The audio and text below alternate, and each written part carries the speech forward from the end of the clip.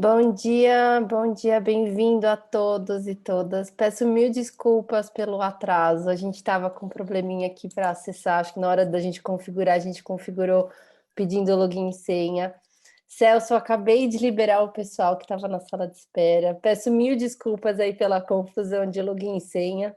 Fico muito feliz que deu certo. É uma grande honra ter você aqui conosco. Eu vou pedir para todo mundo, se possível, né, sempre aquelas regrinhas. A gente vai deixar os microfones desligados. A ideia é vocês poderem abrir no momento de perguntas. A gente está gravando para os outros projetos que não conseguiram participar hoje, então eu sei que tem alguns projetos que são mais sensíveis em relação ao uso de imagem, porque nós temos alguns abrigos aqui, Celso, escutando você. Então aí eu peço para não abrir as câmeras. E, obviamente, quem não se sentir confortável também, eu peço para deixar as câmeras fechadas. E, bom, Celso, muito de novo, muito obrigada. A gente está aqui, Carol, se você quiser abrir aí para, enfim, chamar a participação do Celso. Estou aqui para vocês. Qualquer Bom dúvida, dia, estamos aqui no chat. Vai, Carol. bom dia Fundação, bom dia a todos os jovens, bom dia Celso, que prazer estar aqui com você, mesmo que com uma telinha na nossa distância, mas estou muito feliz de você ter aberto aí uma disponibilidade dessa na sua agenda, que eu imagino quão corrida, quão atarefado você é, né? E quero te parabenizar muito pela sua jornada, pela sua história. Conheço pouco, hoje vou conhecer mais, e fico assim muito honrada de você estar aqui falando comigo, com a Fundação e com todos esses jovens, para nos inspirar, nos incentivar, nos motivar cada vez mais a seguir às vezes o sonho que a gente nem tem. Eu acho que uma das coisas que a gente mais escuta, né? Segue o seu sonho, segue o seu coração. E quantas vezes a gente não sabe qual é o nosso sonho? A gente não sabe para onde ir, o que fazer, né? Eu acho que é tão gostoso quando a gente começa a escutar a história de outras pessoas e começa a enxergar que existem muitas opções, né, de vida, que não existe só um caminho, só uma regra, só uma maneira de fazer as coisas, e você é uma prova viva disso, né, de que fora dos padrões, fora das expectativas, você é uma pessoa que está aí à frente de tantos projetos e se dedicou, escreveu livros. Então, quantas pessoas, né, se formam como em letras ou em redação para se tornarem escritores e não se tornam. E quantas pessoas não se formaram, não tiveram essa iniciativa e estão aí como você escrevendo milhares de livros, de best-sellers. Então, fico assim muito honrada e quero que a sua história realmente, tenho certeza que vai inspirar muitos jovens aqui e outros que escutarão essa palestra em alguns dias. Muito obrigada, Celso. Prazer meu poder contribuir com a jornada das pessoas que estão aqui. Só me fala um pouquinho do abrigo, que eu ouvi ela falar sobre o abrigo, talvez as pessoas não queiram colocar a sua tela aberta. Só podem entender um pouco sobre isso. Perfeito, Celso, eu vou falar. Pode ser, Carol? A gente tem aqui convidados vários projetos educacionais, então até você consegue ver alguns, por exemplo, Pedro, Henrique, se você olhar a telinha, é o pessoal da Arco. Então eles convidaram os jovens atendidos nos centros, né, de atendimento de educação dos jovens, crianças e adolescentes. E a gente tem aí, se eu não me engano, acho que 2 ou 3 abrigos, por exemplo, lá Vinícius, que trouxe os jovens para escutar a tua palestra, eles estão todos assistindo na sala, porém com a câmera fechada, já que o abrigo a gente tem aí uma restrição de como as crianças aparecem para quem elas aparecem. Tá bom. Perfeito? Mas qualquer dúvida também estamos aqui. Tá. Eu morei num abrigo também durante 2 anos enfim, me emociona um pouco. Então, agora eu até fiquei um pouco perdido.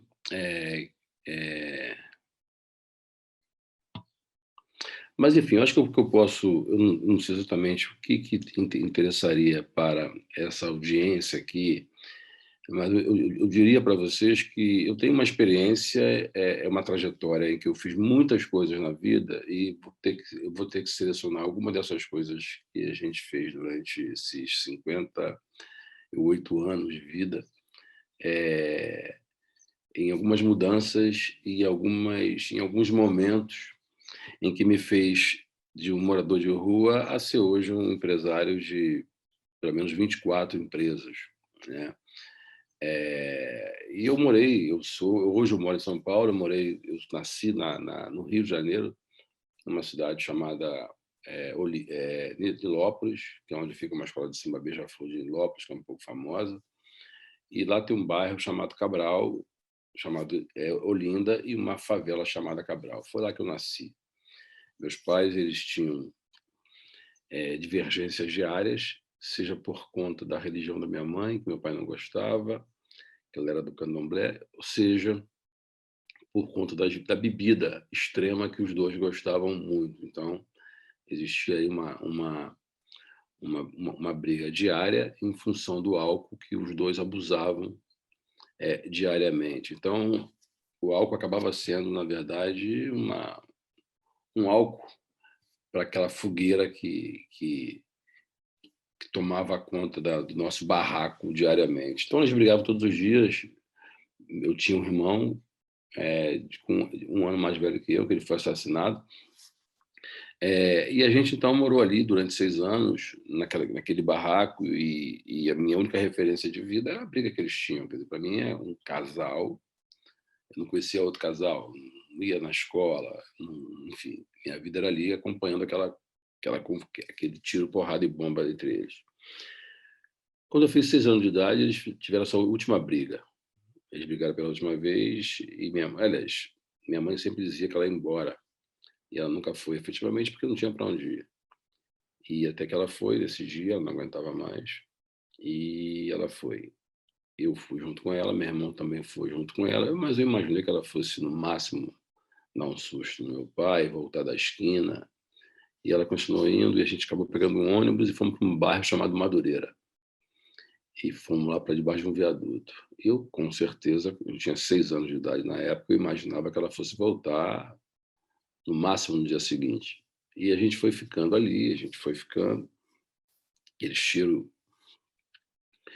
horrível, onde a gente dormia, era aquele cheiro horrível, uma semana depois ele não era tão horrível assim, 2 semanas depois até que não era tão mal, e depois de um mês era o nosso cheiro. E não tinha mais nenhum problema. E aquilo aconteceu nos próximos 6 anos da minha vida. Então, durante 6 anos, eu morava literalmente embaixo desse viaduto, migrando de um ponto para outro, para outros bairros próximos, quando eu cometia algum delito, algum furto e era ameaçado. Então, a gente saía dali, ia para algum outro lugar e voltava logo, quando a gente imaginava que o perigo já havia passado. Então, vivia de pequenos furtos e como na condição de pedinte. E quando você começa a crescer um pouco mais, começa a pegar um pouco mais de corpo, você acaba... as pessoas começam a te ofertar menos, porque você já tem um corpo capaz de trabalhar segundo a perspectiva, segundo a percepção de quem está te fazendo a doação. Embora quando você vai fazer um olhar mais profundo sobre o tema, não é uma questão do teu tamanho, é uma questão das tuas expectativas, porque, na verdade, o que eu tinha aprendido era pedir. Ninguém disse qual que era a importância do trabalho, se aquilo dignificava alguém ou não. Então, mas eu tinha também uma vantagem em relação aos meus colegas de rua, porque eu não tinha nascido na rua, eu tinha ido para a rua. Por mais que fosse humilde o barraco aonde eu cresci, ou pelo menos onde eu nasci, a minha referência era aquele barraco. Então, quer dizer, pior do que você viver na rua é você nascer na rua cuja tua referência é a própria rua. E eu fiquei ali durante 6 anos. Quando eu fiz 12 anos de idade, eu fui morar num abrigo público, que chama-se Pavilhão São Cristóvão. também no Rio de Janeiro, quando teve uma grande chuva no Rio e começaram a levar as pessoas de algumas favelas que tinham desabado para esse abrigo, e algumas pessoas da rua também foram para esse abrigo. Na verdade, nós nem fomos levados, a gente subiu num caminhão que estavam levando algumas pessoas, a gente subiu nesse caminhão, a gente foi junto, a gente não sabia nem para onde é que a gente estava indo. E chegamos lá, era um abrigo, só que era um abrigo com bastante gente, tinham 2.000 pessoas mais ou menos nesse abrigo, que era um grande espaço público, onde se guardava na época restos de carnaval.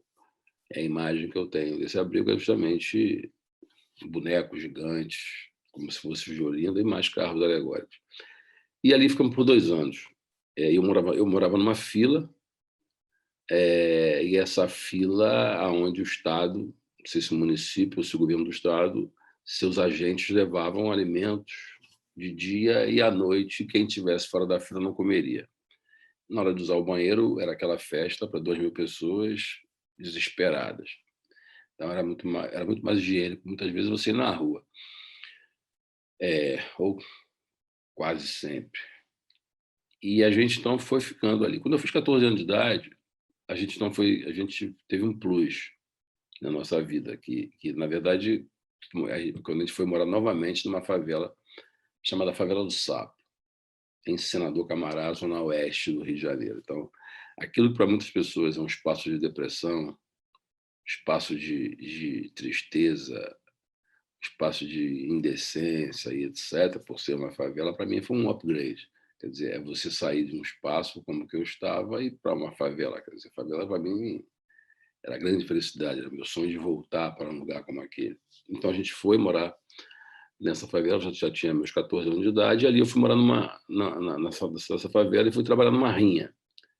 Quer dizer, rinha não era de galo, quer dizer, quando você pensa em rinha, você pensa em briga de galo com um monte de gente apostando. Lá era uma rinha, mas era de gente, onde os traficantes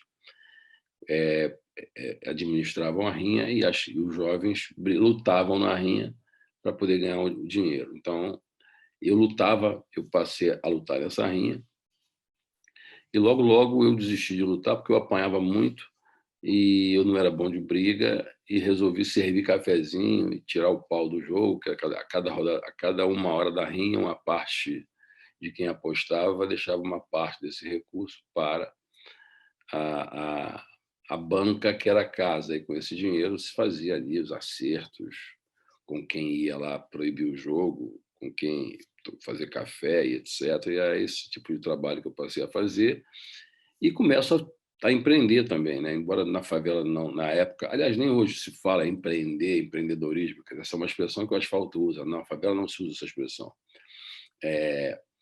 Eu começo, então, a empreender e vendendo cachorro-quente, bolinho de aipim, Maracanã, refresco, bala no trem, enfim, eu passei a ser um vendedor de época. Se estava chovendo, eu ia vender guarda-chuva. Se estava sol, eu ia vender sorvete, e assim por diante.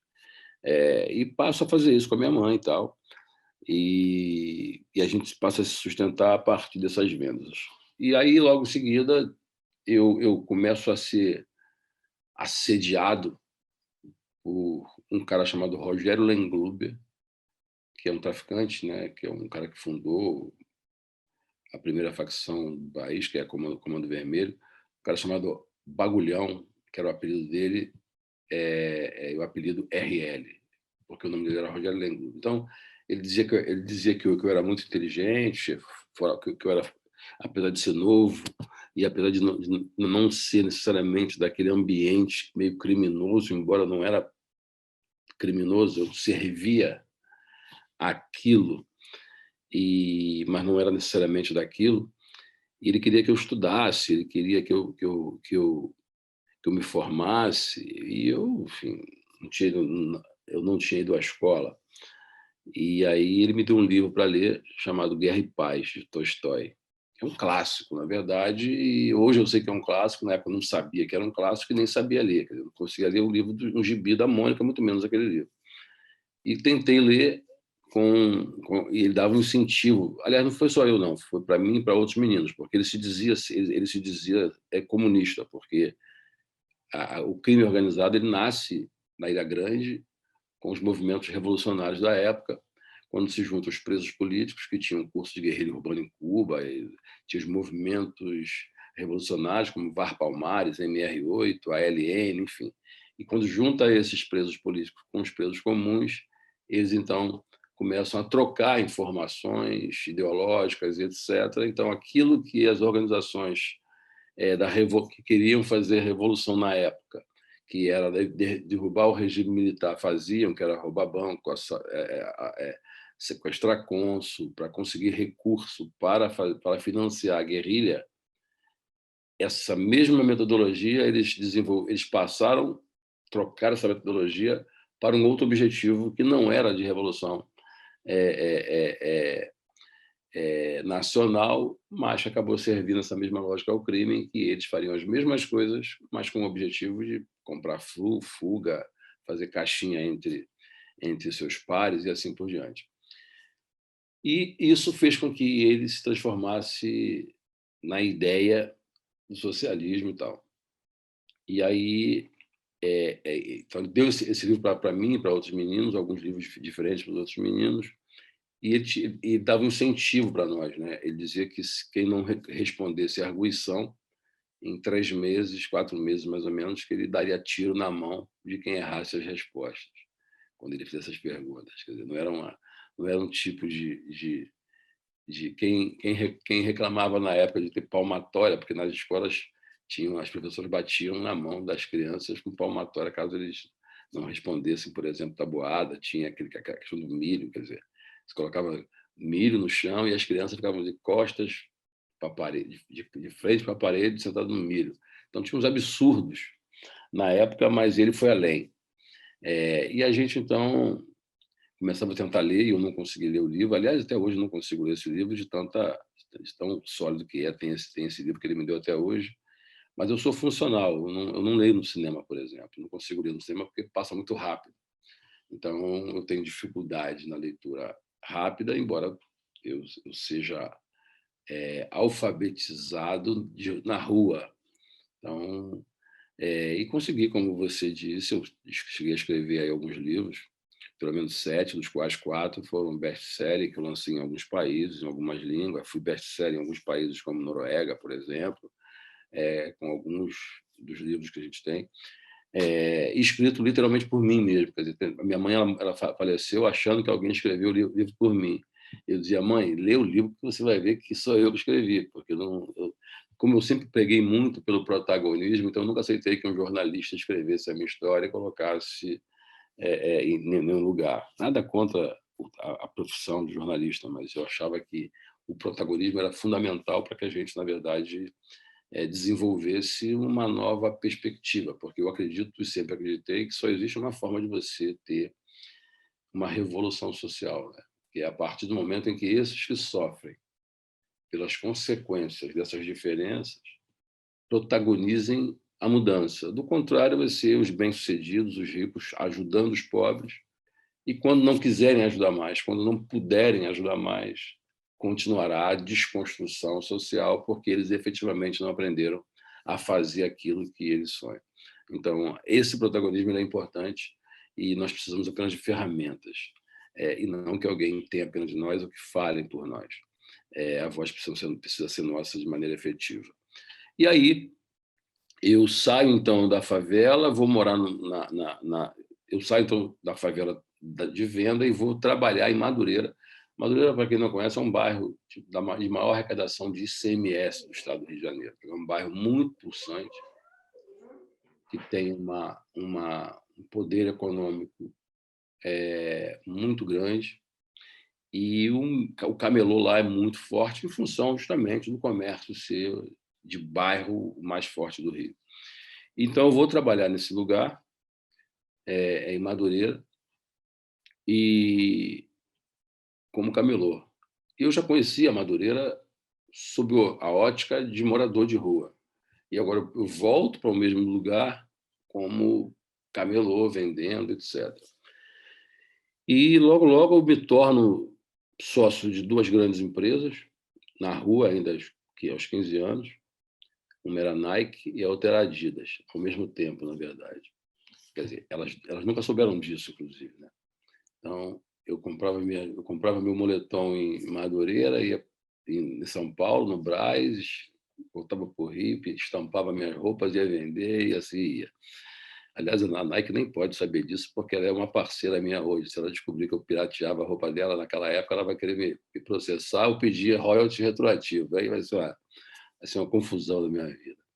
Então, por favor, não contem para a Nike. Então, eu começo a fazer aquele trabalho e me torno ali, mesmo jovem ainda, uma liderança no camelô de Madureira. Começo a desenvolver ações e começo a juntar os camelôs daquela região, fazendo festas embaixo de um viaduto, que é aquele mesmo viaduto onde eu me criei, onde eu vivi durante 6 anos. E ali embaixo desse viaduto eu começo a fazer festas para entreter esses camelôs em dias especiais, como o Dia dos Namorados, Dia das Mães, depois de um dia de trabalho intenso e tenso, a gente então ia comemorar com os camelôs e eu produzia aquela festa. Até que a gente, de repente, começou a fazer, até que um determinado evento, a data caiu num sábado. E quando cai no sábado, a gente fazia isso até às 10 da noite. A gente botava uma musiquinha, um charmezinho, que é o Rhythm and Blues, baile de charme. Quando deu 10h30, o pessoal começa a ir embora e começa a chegar um monte de gente. Por acaso, a Portela, que é a escola de samba, o Império Serrano, fazia uma feijoada que acabava às 10 da noite. E quando eu vi, eu tinha milhões de pessoas, eram 15 mil pessoas chegando.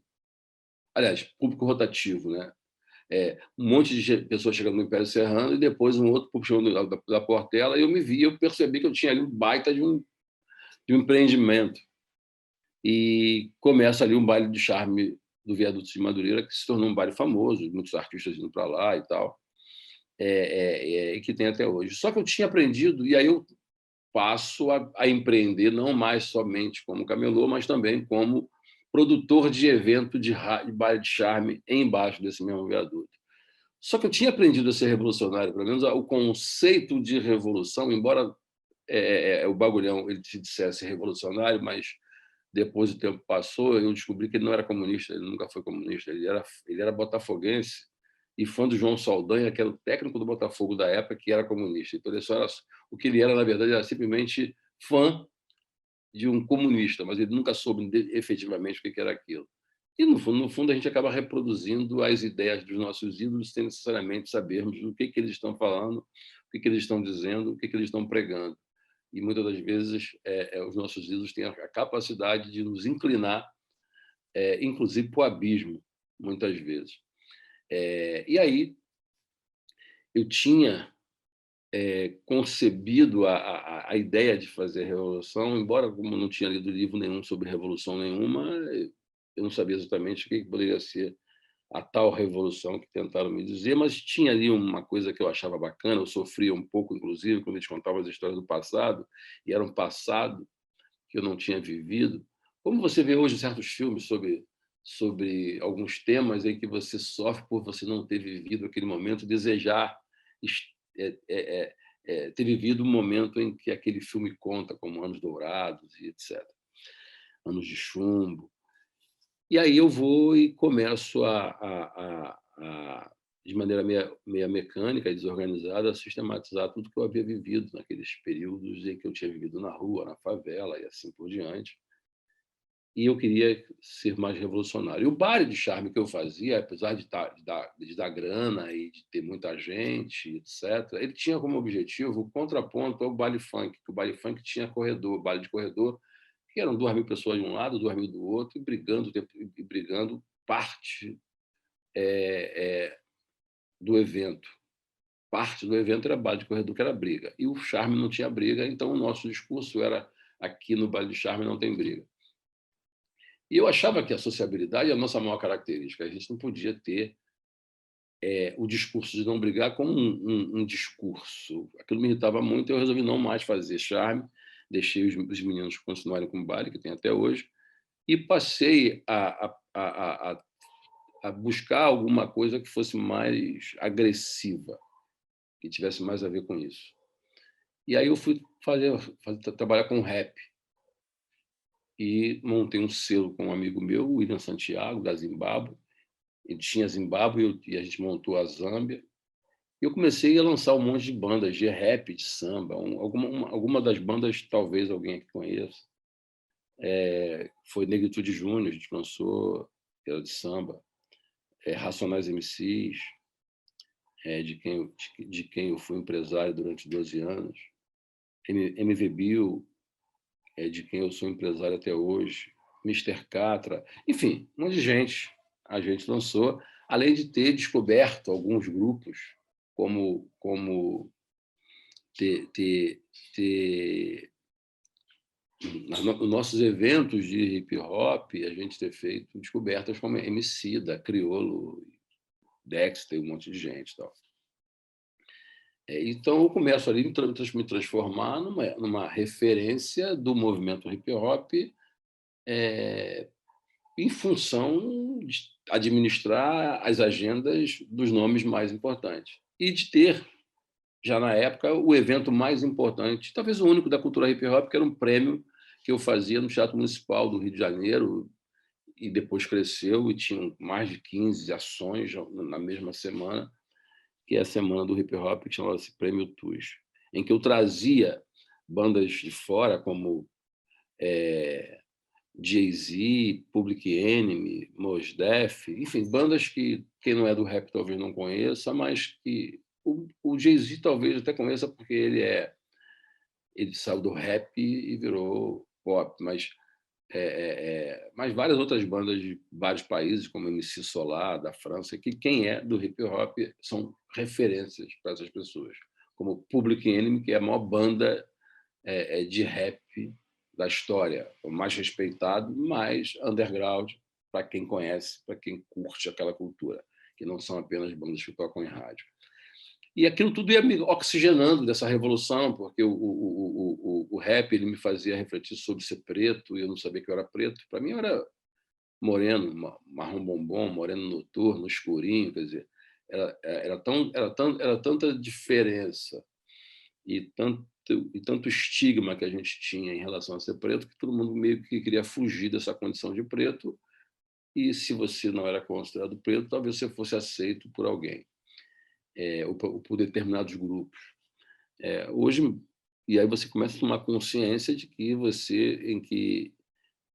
da importância que é você se assumir como preto, para que mais pessoas se assumam e você possa fazer dessa diferença algum tipo de vantagem, porque a gente sabe que nós não somos iguais, né? Quando o branco diz não, nós somos todos iguais, socialmente não somos, tanto que existe movimento negro, tanto que os pretos pedem cota na universidade, tanto que quando um homem vai à Lua, o homem foi à Lua. Quando um preto vai à Lua, o primeiro preto é à Lua, porque o homem já tinha ido. Então, cada dia que passa, a gente reforça a ideia de que nós somos diferentes. E até porque é tão normal sermos diferentes que basta você ver a história do próprio país, em que, há pouco tempo atrás, racismo era política oficial de governo. Quer dizer, existiam os negros, existiam os animais e os seres humanos.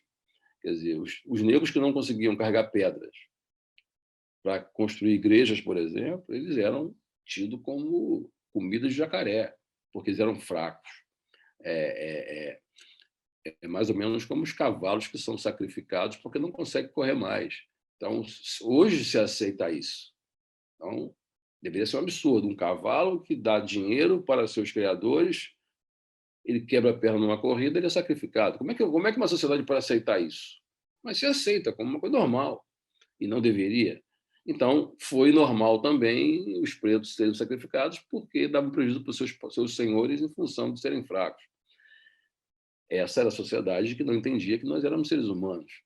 E, portanto, hoje o que nós somos nada mais é do que as consequências das diferenças definidas lá atrás. E, portanto, as diferenças não são sociais, são raciais, porque o modelo social que nós vivemos ele é um desdobramento de um modelo racial.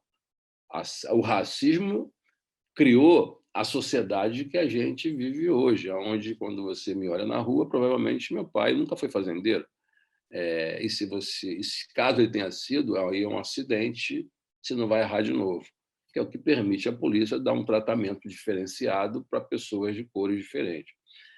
E aí, o hip-hop ele me dá um pouco dessa consciência também, eu começo a perceber tudo que eu não tinha percebido na minha trajetória inteira, e aí eu começo a fazer uma ruptura no movimento hip-hop, que apesar dele ter me trazido isso, ele também ele protestava mais do que eu queria protestar.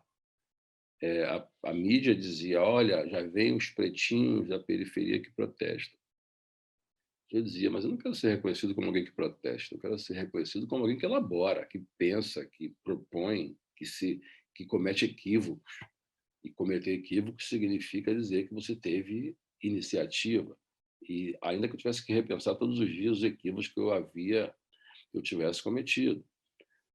E aí eu começo a trazer todas essas reflexões e pensar como é que eu administro e, sobretudo, como é que eu democratizo esse pensamento sem permitir que as pessoas reproduzam o meu pensamento. Eu não queria também criar a ideia de que os alunos, no caso dos alunos não, que os meus pares, que viriam, na verdade, participar das ideias que eu tinha, que eles, na verdade, fossem reprodutores desse pensamento. Eu queria que eles elaborassem seus próprios pensamentos a partir das críticas e posições que eles tivessem em relação ao que eu estava propondo. Então, a CUFA ela acaba sendo isso, ela acaba sendo, na verdade, um espaço de elaboração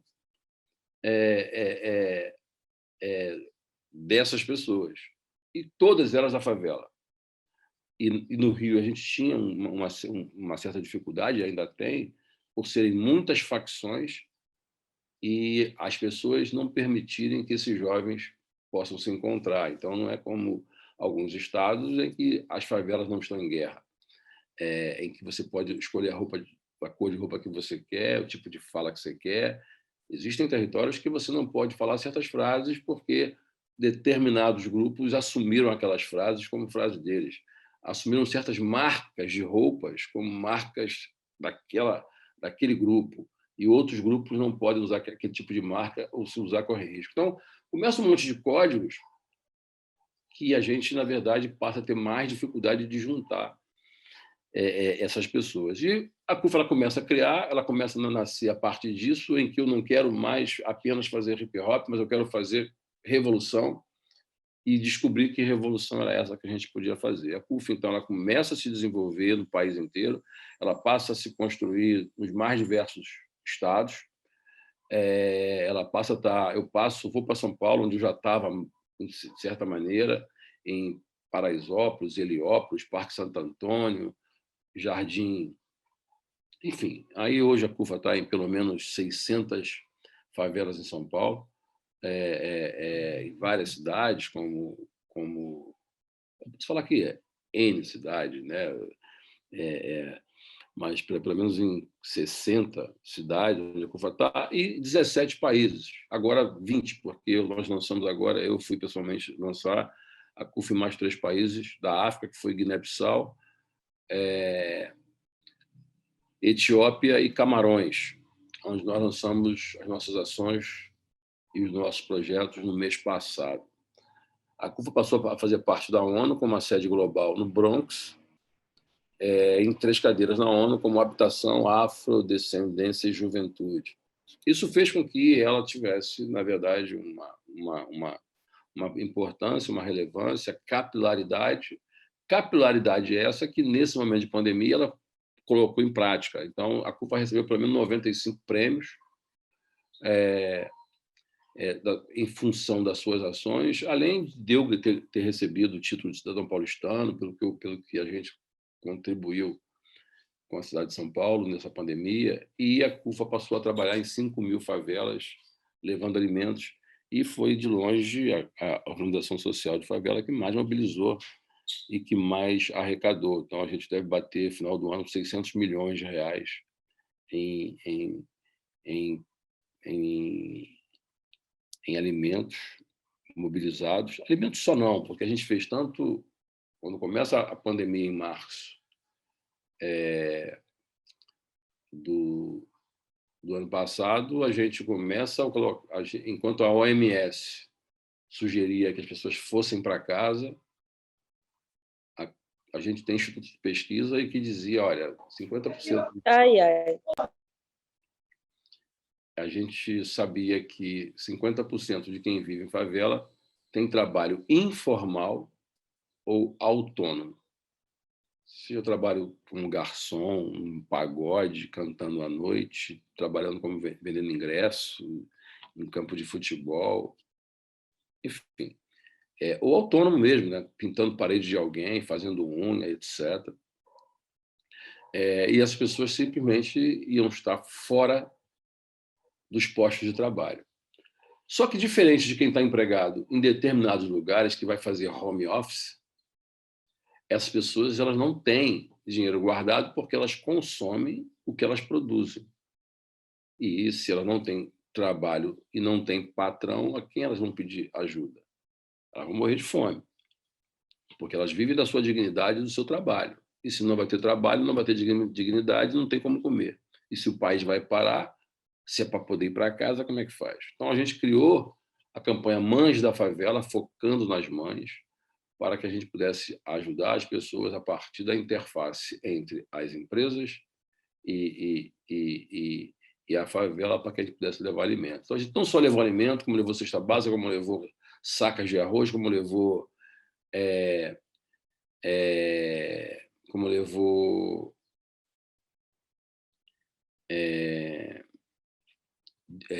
transferência de renda, onde a gente pagava um valor para essas famílias com recurso de parceiros por 6 meses. Como lançamos, por exemplo, o maior projeto de conectividade da história. Nós lançamos um projeto de conectividade onde a gente levava um chip com dados por 6 meses,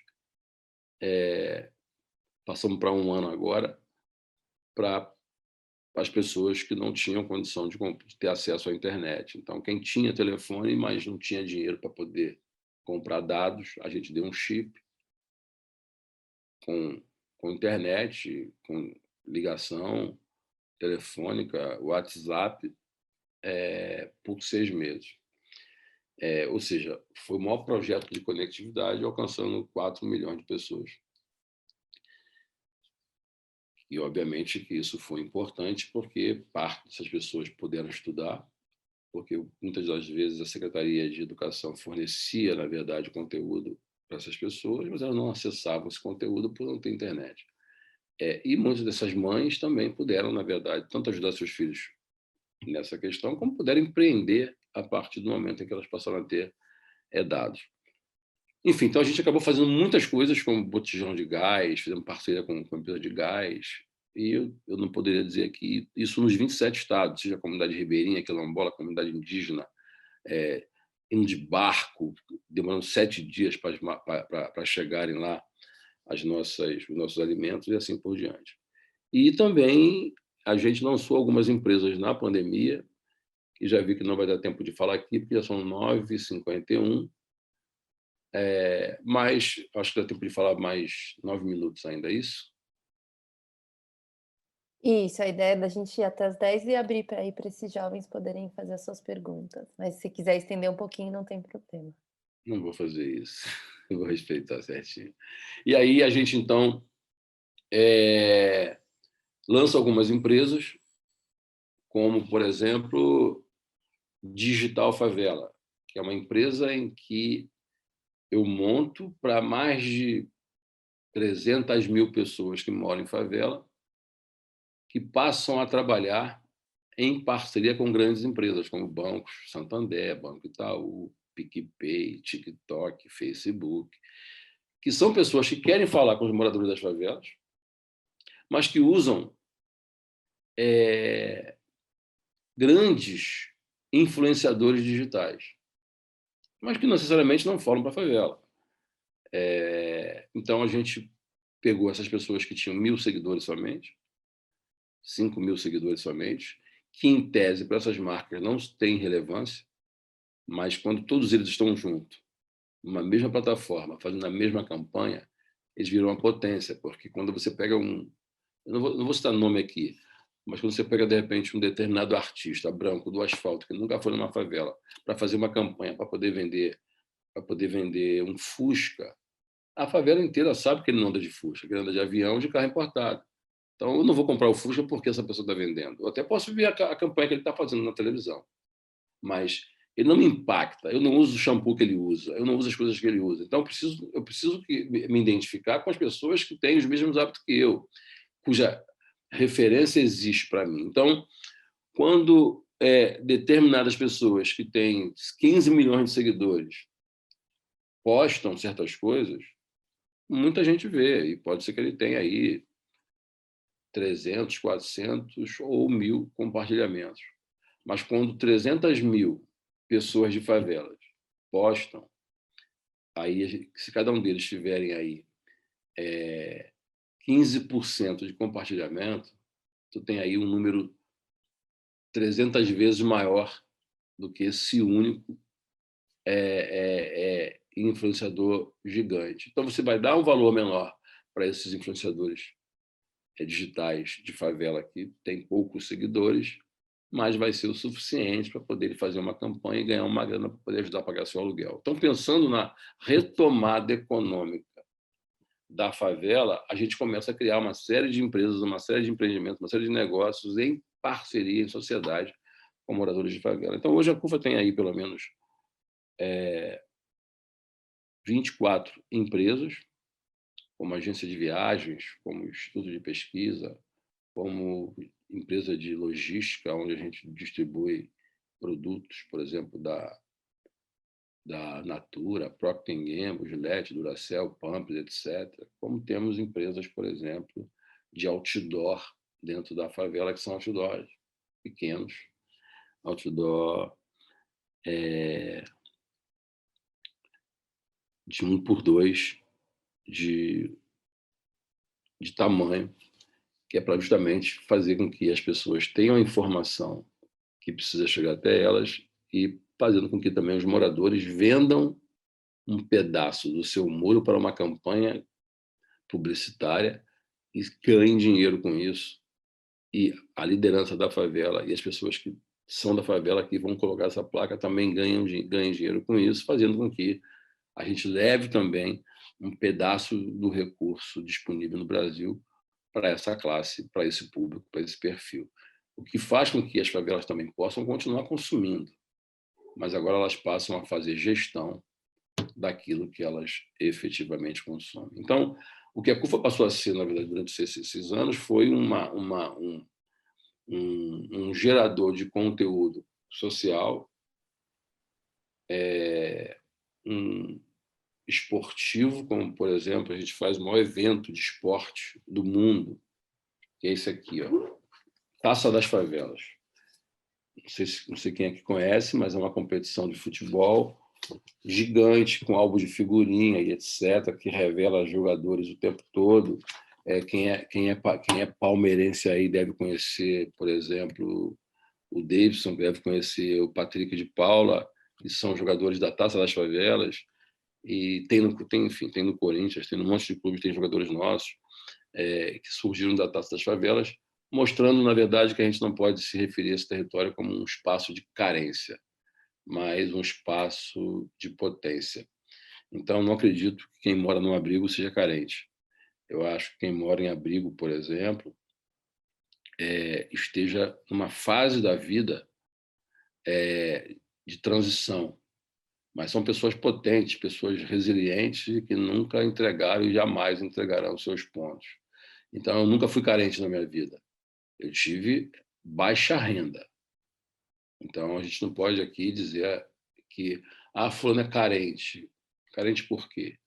Então, acho que o conceito de carência pode servir para a filha do Silvio Santos, talvez.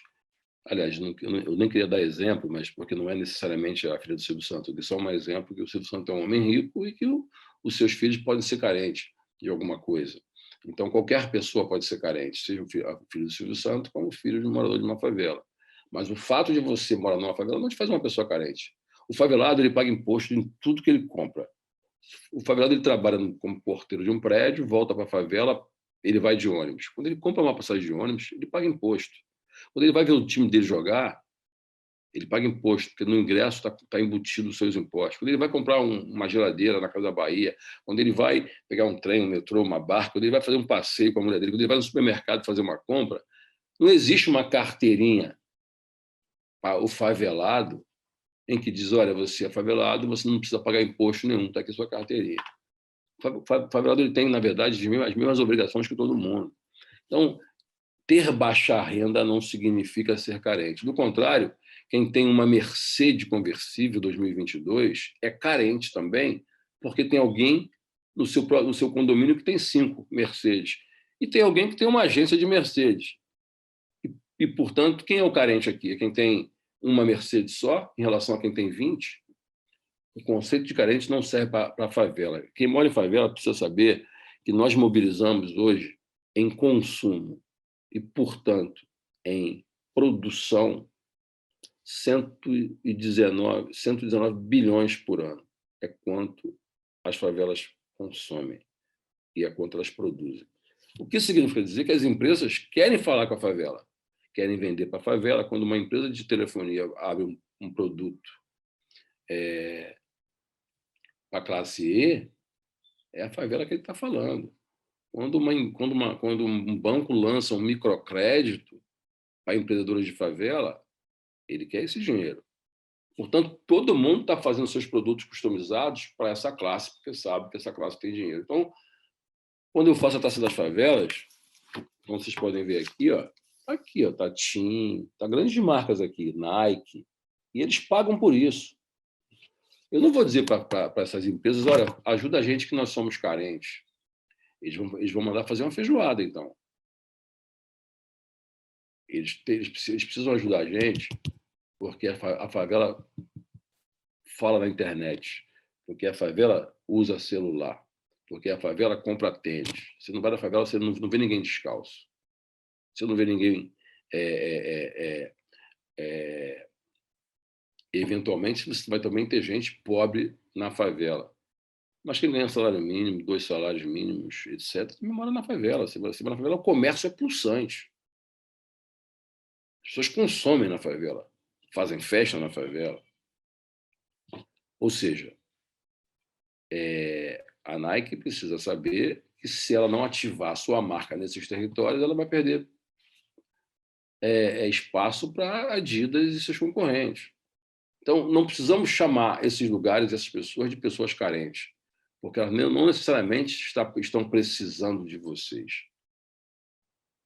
A sociedade inteira se precisa uns dos outros, porque a sociabilidade é a nossa maior característica. Então, eu não preciso de você porque eu tenho menos recursos que você. Eu preciso de você porque você é um ser humano. Você precisa de mim também. Seja dos meus serviços, seja da minha formação, seja porque eu sou um professor universitário e moro em favela, e você é um rico que estuda na universidade que eu dou aula, e, portanto, você precisa do meu conhecimento, ou não tem na favela universitário ou professor de universidade? Óbvio que tem de tudo. Favelas são cidades. A Rocinha ela é maior do que 83% das cidades brasileiras. Quando a gente fala de cidade, a gente leva de São Paulo, Rio, mas 20% das cidades tem 5 mil habitantes. 7% das cidades tem 15 mil habitantes. Então, cidade com 5 mil, 3 mil, 15 mil, 20 mil, 30 mil, 40 mil, 50 mil, tem aos montes. E, no entanto, você vai ter favelas como Heliópolis, com quase 200 mil habitantes, maior do que a maioria das cidades brasileiras. Bom, eu não sei se a minha contribuição aqui está dentro aqui da expectativa de vocês, quando me fazem esse convite, etc. Mas, de qualquer maneira, eu acho que eu não vim aqui dar aula para ninguém, não vim aqui fazer palestra para ninguém, eu vim aqui apenas dividir com vocês um pouco da minha trajetória, da minha experiência, em que ninguém nunca fez nada por mim. Eu, quando morei na rua, conheci um cara chamado Zeca. Ele disse que ele tinha dito que ele foi empresário. E ele me ensinou a falar francês, inglês e alemão. Confesso que eu nunca aprendi. E também não tenho certeza se ele falava realmente. Mas ele tentava ensinar a gente. E ele falava tão corretamente, e que eu também não podia nem aferir se ele falava tão corretamente, porque a gente não falava corretamente, mas ele parecia falar muito corretamente. E ele dizia que ele tinha sido...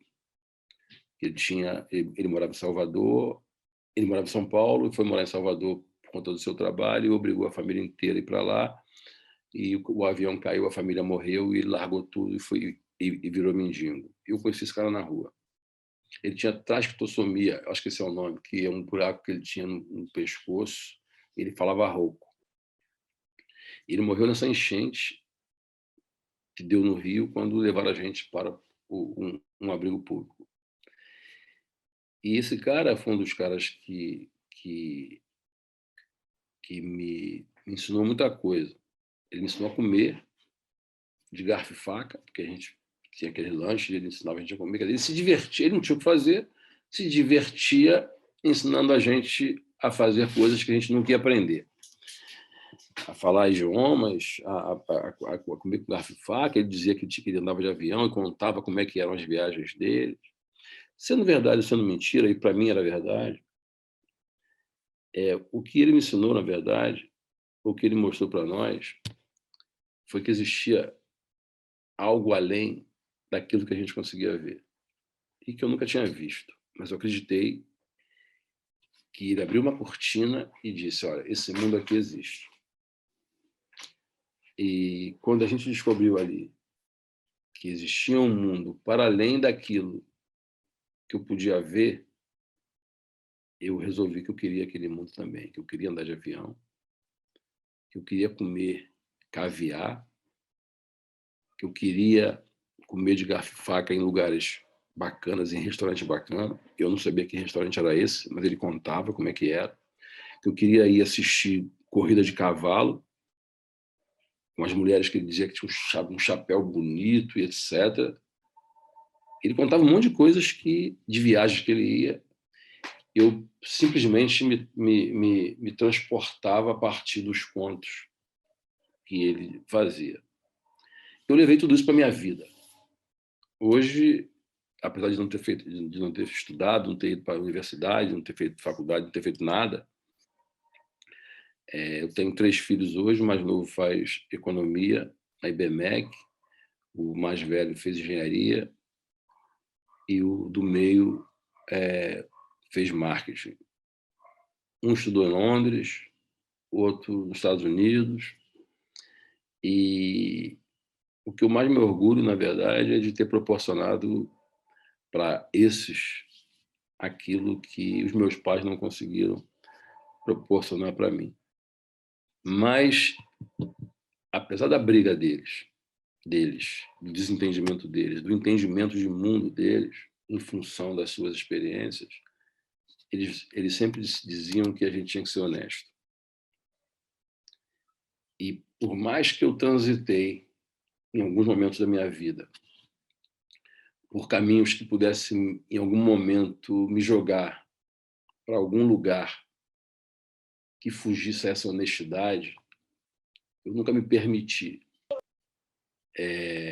porque eu tinha um compromisso com eles de jura, em que a gente nunca ia delinquir e que a gente ia ser honesto tão logo a gente saísse da rua. O que eu mais me orgulho é jamais ter levado para dentro da minha casa, para alimentar os meus filhos, alguma coisa, algum recurso que tivesse origem criminosa. E esses ensinamentos que eu tive na rua, eles estão para mim e eu carrego para mim a vida inteira. Então, eu acho que a gente não precisa necessariamente ter tido as mesmas oportunidades, mas eu acho que a gente precisa necessariamente ter foco nos nossos sonhos, sejam eles do tamanho que for. E se a gente não conseguir alcançar esses sonhos todos, não importa, você vai ser o melhor que você puder ser. E se você conseguir ser o melhor que você puder, é porque você lutou para isso. E como a vida de nenhum ser humano é pequena, a trajetória de nenhum ser humano é pequena, se você for o melhor que você puder ser, certamente você também será um gigante. É isso.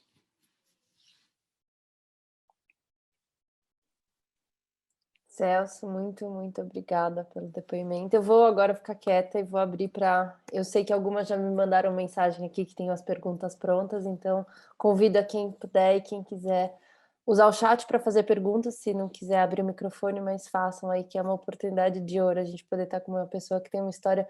Eu já conheci um pouco, Celso, já ouvi muita gente falar de você, a Tati, que fez o contato contigo, mas foi muito enriquecedor para mim, eu acredito que para todo o time da Fundação tenha sido, e tenho certeza que para esses jovens pode também ter tocado aí essas boas e lindas palavras. Vou deixar aí para quem quiser perguntar. Moro.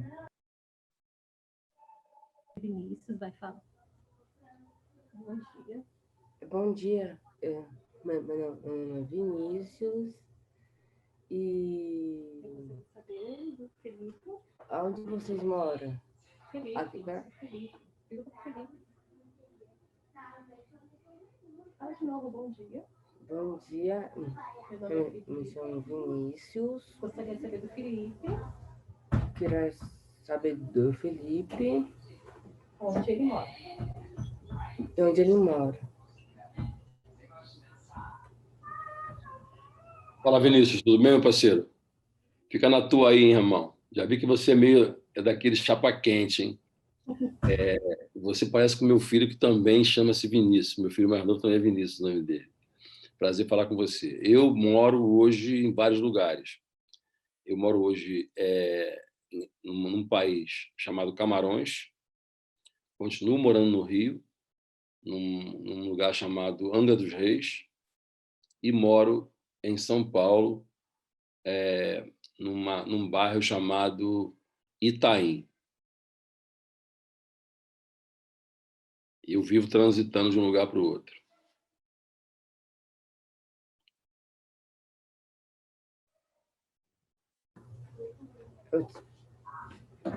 Muito obrigado. Valeu, meu parceiro.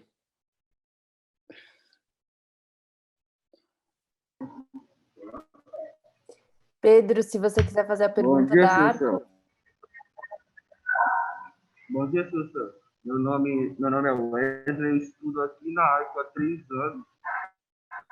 E a pergunta que eu tenho para o senhor é, como o senhor mesmo falou que morou na favela uma grande parte da sua vida, e o senhor já deve ter sofrido abordagem policial, já deve ter sofrido até abuso de autoridade, eu queria perguntar para o senhor o que o senhor poderia falar que poderia melhorar a nossa segurança pública e para diminuir o racismo policial e até... E é isso. Bom dia. Bom, olha só, deixa eu te falar. Na prática, na minha avaliação, não existe racismo policial. Existe racismo estrutural, em que isso passa também pela polícia, passa pelos gerentes do banco, passa pela sociedade inteira, porque é a percepção que se tem entre nós. Você, com as suas características, teu tipo de cabelo, tua cor, eu imagino que você seja da favela. A sociedade imagina que você seja da favela. A sociedade imagina que os teus pais são carentes. Todos os estigmas estão do teu lado. E, portanto, um policial ele apenas se sente à vontade para agir de você de uma maneira mais intensa. Seja o policial, seja o empregador, seja o dono de um banco, seja o gerente de um banco, a sociedade inteira te vê exatamente como esse policial te vê. A diferença é que esse policial ele te pune em nome dessa mesma sociedade. Ele só é um agente desse pensamento que tem a obrigação de te excluir na ponta. mas ele está, na verdade, emitindo uma postura que representa todo um modelo social. Em relação a mim, especificamente, eu sempre fui abordado. E aí, meu parceiro, tu está ligado? Aí você e eu, a gente fala a mesma língua. Tu é favelado como eu, porque é o seguinte, eu não saí da favela. Fisicamente, eu não estou mais na favela. Eu tenho um carro, que é um Volvo. Cada filho meu tem um Volvo. Carro que custa R$ 500.000. Como é que você imagina que os policiais, quando vê o meu filho com um carro desse, se comportam? E eu mesmo. Você acha que eu mesmo, preto, eu moro num condomínio em Angra dos Reis, em que eu não vou nem te falar os nomes das pessoas que moram lá, mas que você conhece bem. Quando muda o vigia do condomínio, o porteiro, ele nunca acha que eu sou morador. Quando o cara sabe que sou, quando é um porteiro que já me conhece, me chama de doutor. Ô, doutor Celso, tudo bem? Bom dia. Quando é um outro, que mesmo sendo preto também, ô, negão, vai onde, negão? Vai na casa de quem? Vai entregar o carro para quem? Ele acha que eu sou um lavador de carro, que estou indo devolver o carro para o dono da casa. Então, essa é a percepção que a sociedade tem em relação a nós. E quando eu estou no meu portão, na minha casa, que é no condomínio do Frade, se der um Google aí, condomínio do Frade, tu vai ver quem é que mora lá. Quando eu estou na minha casa, no meu portão, as pessoas, quando querem falar quando vem algum funcionário e pergunta, escuta, o teu patrão está aí? Ninguém associa a minha imagem como alguém que seja o dono daquela casa.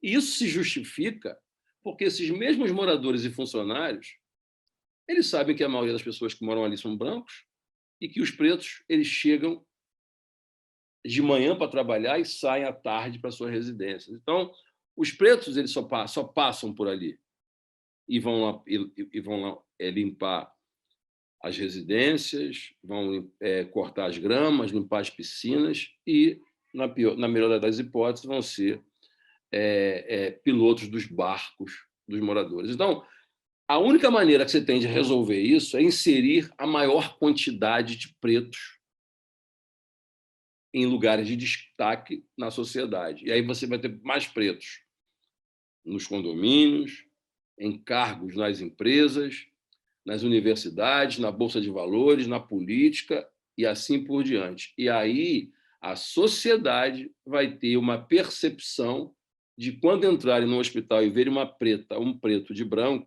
não vão achar que eles são, no máximo, enfermeiros, mas vão entender que é bem provável que eles também sejam médicos.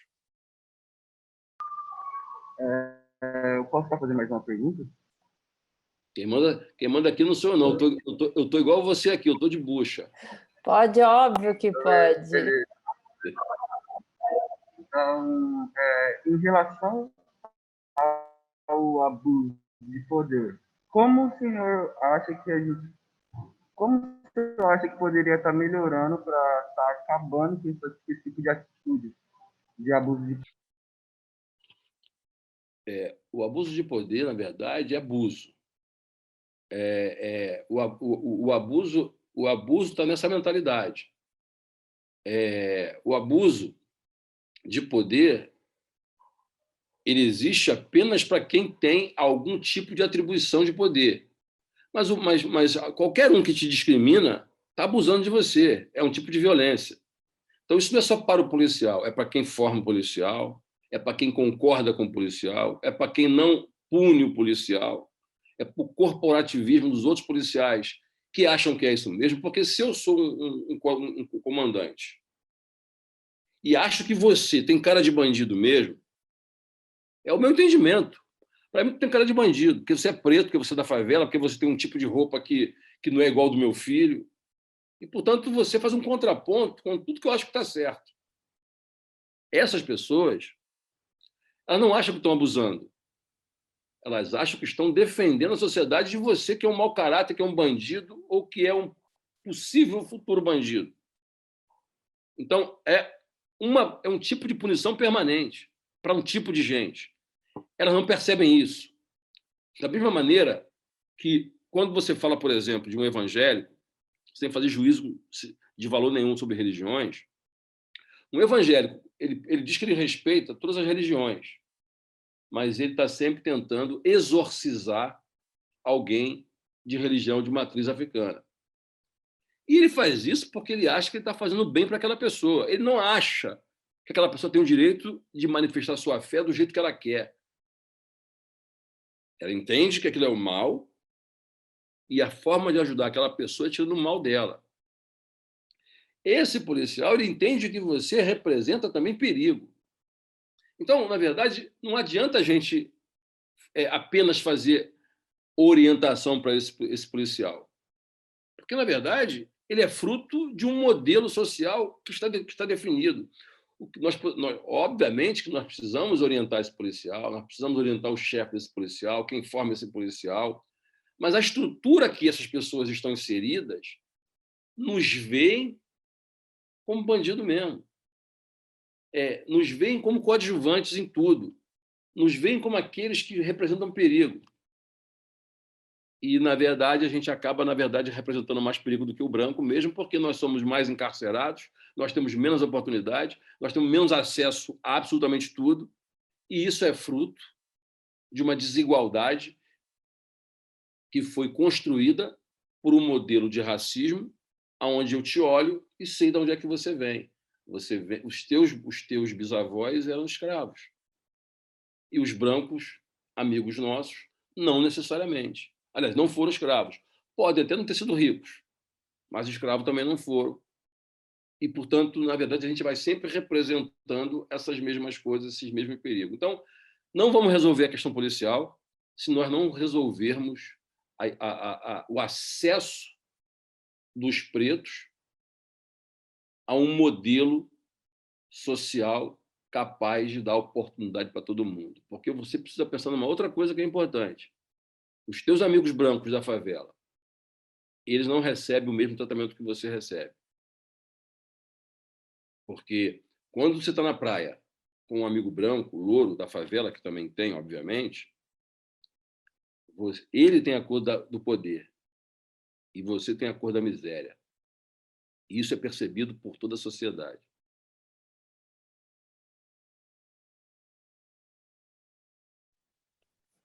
Posso passar a pergunta para a Juliana Barbosa? Posso, Pedro? Obrigado. Júlia? Pode sim. Obrigada. Júlia, pode falar. Esse moleque que falou agora, ele está onde? Ele está onde? No Projeto Arco, que fica próximo a Guarapiranga. E eu posso lá visitar? Você vai amar. Madalena é uma das pessoas que coordena o projeto, você vai, ó. Me convida aí, Madalena, que eu vou sair. Eu vou botar esse moleque aí. Esse moleque aí. Posso falar? Só um minutinho. Esse moleque aí, ele tentou me enquadrar. Eu quero montar alguma coisa lá de capoeira só para poder eu pegar ele e me vingar dele. Muito bom. Ô, Rose, deixa eu passar para a Júlia Barbosa, pode ser, que levantou a mão, e depois eu passo para você. Júlia, pode falar. Rose, você fala. Oi, bom dia. Júlia, eu sou aluna da Fundação Julita. E aí eu tenho uma dúvida que é assim, como que nós, jovens de periferia, podemos contribuir para essa revolução que o senhor iniciou? Assim, como que a gente pode contribuir com tudo isso? Eu acho que acho que mais do que contribuir, eu acho que como é que os jovens de periferia podem protagonizar. Porque, na verdade, se essas pessoas das periferias e das favelas não protagonizarem, a gente não vai mudar nada, porque protagonismo ninguém quer dar. Todo mundo quer ser, aliás, todo mundo quer ser protagonista. Então, eu acho que você já está fazendo na medida em que você está participando de um debate como esse. Você já está fazendo na medida em que você está perguntando isso. Então, eu não sei o que você faz, eu não sei se você estuda, eu não sei o que você escolheu estudar, o que você está estudando, mas, objetivamente, na medida em que você se organiza, na medida que você se junta com outras pessoas, com outras meninas, com outros meninos, com outros pares e com outras pessoas de outros estratos sociais, porque eu acho que o que é mais importante é que a gente não apenas se juntar com gente de periferia, falar com o nosso próprio umbigo, falar com os nossos pares, pura e simplesmente, não faz a agenda avançar. A agenda ela avança a partir do momento que a gente interage com a maior quantidade de pessoas. Como eu disse, talvez uma das coisas mais importantes que aconteceu na minha vida, e, aliás, nunca nem tinha falado sobre isso, nunca nem tinha pensado disso, foi quando eu interajo com um cara que era um empresário e que me disse um monte de coisas que eu não conhecia. Então, eu só falar com os meus pares não tem muita novidade. São as mesmas informações. Eu acho que o grande barato é a gente poder falar com pessoas que têm acesso a coisas que nós não temos acesso e trocar a maior quantidade de informação e todo mundo se respeitando e respeitando o lugar de fala de cada um, sem achar que alguém é playboy porque tem grana e sem achar que o outro é miserável e precisa de mim porque não tem muita grana. Então, acho que os jovens de periferia são maioria no Brasil. A periferia é a maior quantidade do país. Quem mora em favela são 15 milhões de pessoas. Quem mora em periferia são 180 milhões de pessoas. E, portanto, a periferia é a maioria. E se ela é maioria, ela precisa se organizar. Ela precisa se organizar não para poder inverter os valores, mas para poder exigir a democratização das oportunidades. Porque quando você... E aí eu acho que quando esses jovens de periferia percebem o que eu vou dizer aqui agora, aí eu acho que é a grande contribuição. O Brasil, ele é um país desigual, imagino que você concorde com isso, e os números, aliás, os números mostram isso. Quando você pega o IBGE, está lá a desigualdade. Então, não é o Celso que acha, não é o Celso que está falando. Os números mostram isso. E se ele é um país desigual, ele faz com que pessoas da sua cor ou da periferia tenham menos acesso porque ele não distribui a renda e a desigualdade. E aí, por ser desigual, uma parte da sociedade apenas tem acesso às maiores universidades e tem acesso à formação e qualificação. O que significa dizer que o país ele não se desenvolverá de maneira plena se não tiver mais pessoas e, portanto, a periferia plenamente acessando a educação de forma objetiva. Que se nós tivéssemos hoje um projeto de educação que permitisse que o número maior de pessoas de todas as classes sociais tivessem acesso, você ia ter mais gente de periferia, como médicos, advogados, cientistas e etc. E é isso que faz um país se desenvolver, que é a mão de obra. Do contrário, vai ter uma pequena quantidade de pessoas acessando e um monte de gente subempregadas atrasando o desenvolvimento do país. Então, quando o país se desenvolve, permitindo que as pessoas se desenvolvam, a periferia se desenvolve junto. E aí é onde pessoas como você possam se ajudar na medida em que vocês entendam essa importância, se juntem e discutam e possam ajudar a fazer essa agenda seguir. Mas eu acho que se organizando na própria periferia, questionando, subindo o grau de exigência daquilo que o Estado está oferecendo, é uma forma que a gente também tem de aumentar a nossa régua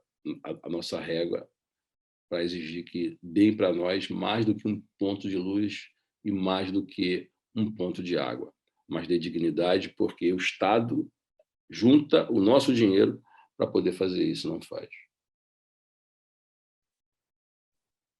Vou passar a palavra para a Priscila, que levantou a mão. Pri, pode fazer tua pergunta. Oi, bom dia a todos. Bom dia, Celso. Eu me chamo Priscila, eu estou como diretora de uma creche pública. Todos me escutam? Tá. Eu estou como diretora de uma creche pública administrada pela organização social Grati. A creche fica aqui no Campo Limpo, na zona sul de São Paulo, um bairro considerado o mais populoso da cidade, líder de número de residências em favelas, e 60% dos nossos alunos têm pais adolescentes, né? E aí, diante desses fatos, o que nós, como organização social, podemos fazer para que esses jovens, né, tenham mais perspectiva positiva de vida e que possam se desenvolver em algo de fato relevante para poder, né, ter um outro olhar para a família deles, né, a família que eles estão construindo, porque muitos têm de 15 a 17 anos, então a gente fica muitas vezes de mão atada por não saber de que forma abordar essas questões. Aí eu queria que você, como esse mestre aí, né, que dá muitos e muitos conselhos bons, e você nos desse uma luz para a gente conduzir os trabalhos aqui. Eu acho que mestre aqui é você, que trabalha com informação, trabalha com educação, e que eu tenho baita de um respeito, porque pessoas como você são poliglota naturalmente, porque o que eu às vezes digo muito é que outro dia eu fui fazer um curso com a London School Economic, que é uma universidade da Inglaterra, e a Dom Cabral. Aliás, eu não queria nem citar nomes aqui, mas assim, às vezes eu pego o pessoal da CUFA para poder fazer alguns cursos. E aí vem uma linguagem muito do asfalto, muito técnica, para ensinar ou para colocar para essas pessoas que estão iniciando. E aí fica um gap muito grande na comunicação. Quando pessoas como você, que se formam e que também, provavelmente, também são do território, isso é muito importante porque você é poliglota. Você consegue falar a linguagem do asfalto, consegue falar a linguagem, os códigos da periferia, e você consegue levar a outra linguagem para a periferia, para os alunos, e etc., fazendo com que ele alcance a linguagem, o dialeto que ele tem, porque se você é de periferia, está ligado no nosso dialeto. Se você quiser falar de um jeito em que nenhuma pessoa aqui entenda, você vai falar. Porque são dialetos diferentes, etc. Então, acho que a forma, mesmo que o Estado, que as organizações tenham espaços de educação, o jovem ele pode não ter intenção de acessar, porque a linguagem pode não ser boa. A linguagem pode não ser adequada. Então, que tipo de estudos você precisa fazer, nós precisamos criar, que sejam interessantes para esses jovens. Porque existe o jovem que é filho do Paulo Scaff, da Fiesp, como existe um jovem que é filho de uma comunidade indígena. Se a gente tratar os dois da mesma maneira, com a experiência que cada um tem, e todo mundo jovem. Não, gente, não é todo mundo jovem quando você pensa na idade, mas nas experiências, nas vivências, nós precisamos, na verdade, educá-los de forma diferente, até que a gente possa, na verdade, unificar as informações e a formação. Mas a percepção deles, os objetivos deles são muito diferentes, e alguns países já fazem isso. Então, acho que essa questão dos jovens, na verdade, estarem muito expostos à violência, faz com que essas adolescentes também sejam... os filhos desses adolescentes também sejam órfãos de pais muito cedo, e é um número muito grande, eu tenho esses dados, inclusive, como esses jovens pretos, sobretudo de periferia, estão muito mais expostos à violência, e eles também têm filho muito cedo, por várias razões, eles acabam, na verdade, sendo órfãos, essas crianças acabam sendo órfãos de pais de 15 anos de idade. E, muitas das vezes, quando eles fazem parte de certos universos, e não são poucos, são muitos, há uma prática natural e cultural de terem filho muito cedo, com 14, 15 anos, com as meninas da mesma idade que eles. Então, isso acaba gerando, na verdade, outras gerações, causando uma série de outros impactos sociais nesse território, de formação, na educação, na vida dos seus pais, porque quem acaba segurando a onda dessas meninas que precisam trabalhar são as suas mães, que nem conseguiram ainda formar a sua filha. E agora já tem que abdicar da sua vida, do seu trabalho, para poder tomar conta dos seus netos. Então, existe, na verdade, um problema que não é...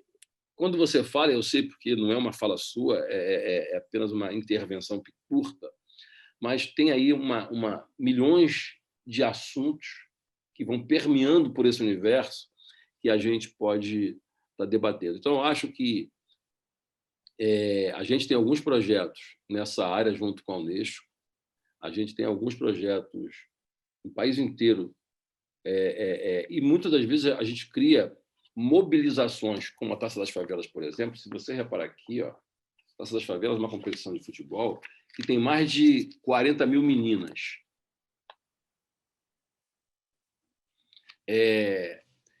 E, na verdade, apesar de saírem jogadores da Taça das Favelas, o nosso objetivo não é revelar jogadores, mas é juntar esses jovens para apresentar coisas como a que você está falando. Como é que a gente pega essas meninas que têm irmãs da mesma idade, etc., e traz para elas uma outra agenda, traz para elas informação, seja da proteção, porque isso envolve uma série de questões. Quando você fala sobre isso, é muito complicado porque envolve questões religiosas, que determinados temas, determinadas famílias não querem que seja dito. E se envolve tantas coisas. Então, como é que você junta essas pessoas, como é que você mobiliza essas pessoas para poder você falar do comportamento, para poder você falar, por exemplo, de abuso, de uso precoce ou abusivo do álcool, que tudo vai impactando no que você está dizendo. O uso do álcool, determinados bailes, determinadas festas, tudo são elementos capazes de acelerar esse processo. Só que uma vez ele acontecido, as crianças terem nascido sem planejamento e etc., que não é uma coisa pontual, quando você olha para a periferia, virou uma coisa cultural, você passa a ter problemas de gerações. Então, todos os impactos que nós estamos falando aqui, sociais, parte deles é por conta das consequências dessa falta de planejamento familiar, onde isso não é nem assunto. Isso é só um problema que as pessoas nem param para poder olhar para ele. Então, algumas organizações como a sua acabam parando para poder trabalhar essas questões, mas aí você acaba se transformando numa ilha, porque por mais que você faça, é pouco diante do quadro que a gente vive, e não é somente o que você faz, mas é o acompanhamento tanto desses jovens, tanto da formação desses pais, como dessas crianças, e encaminhamento desses pais para um trabalho em função de que, se eles não tiverem formação, não tiverem qualificação, não tiverem trabalho, eles não conseguem sequer permitir que seus filhos sobrevivam. Então, muitos jovens que são hoje delinquentes ou meninas, é simplesmente uma questão de sobrevivência, não deles, mas dos seus filhos, que muitas vezes, por incompreensão dos pais, ainda são postos para fora de casa. Então, eu acho que a minha sugestão é que você continue trabalhando e que a gente possa democratizar esse tipo de trabalho em redes, e montar redes de pessoas que fazem isso também, para que o Estado, o município, o governo federal, por exemplo, possa, na verdade, ampliar essas ações. Adoraria que a gente só tivesse um problema para poder a gente atacar, mas a periferia é um grande país que tem todos os problemas de todos os lados, né? Sejam eles de questões homoafetivas, sejam eles de cárcere juvenil, sejam eles de gravidez precoce, indesejadas, enfim, existem milhões de coisas que a gente não vai resolver aqui nesse nosso bate-papo de hoje, mas que aqui pode também ser um start de parcerias que a gente pode fazer, incentivar ou provocar para que mais coisas sejam feitas, no nosso caso específico, no meu e seu, dentro desses territórios, que é o nosso foco. Perfeito. Ótimo, obrigada. Obrigada, Pri. Celso, teria mais 3 perguntas, mas aí eu coloco aí você livre, eu sei que a gente tem um horário. Faz as 3 e eu respondo as 3. Boa. Jéssica, do CCA Pegoraro, pode fazer a tua pergunta?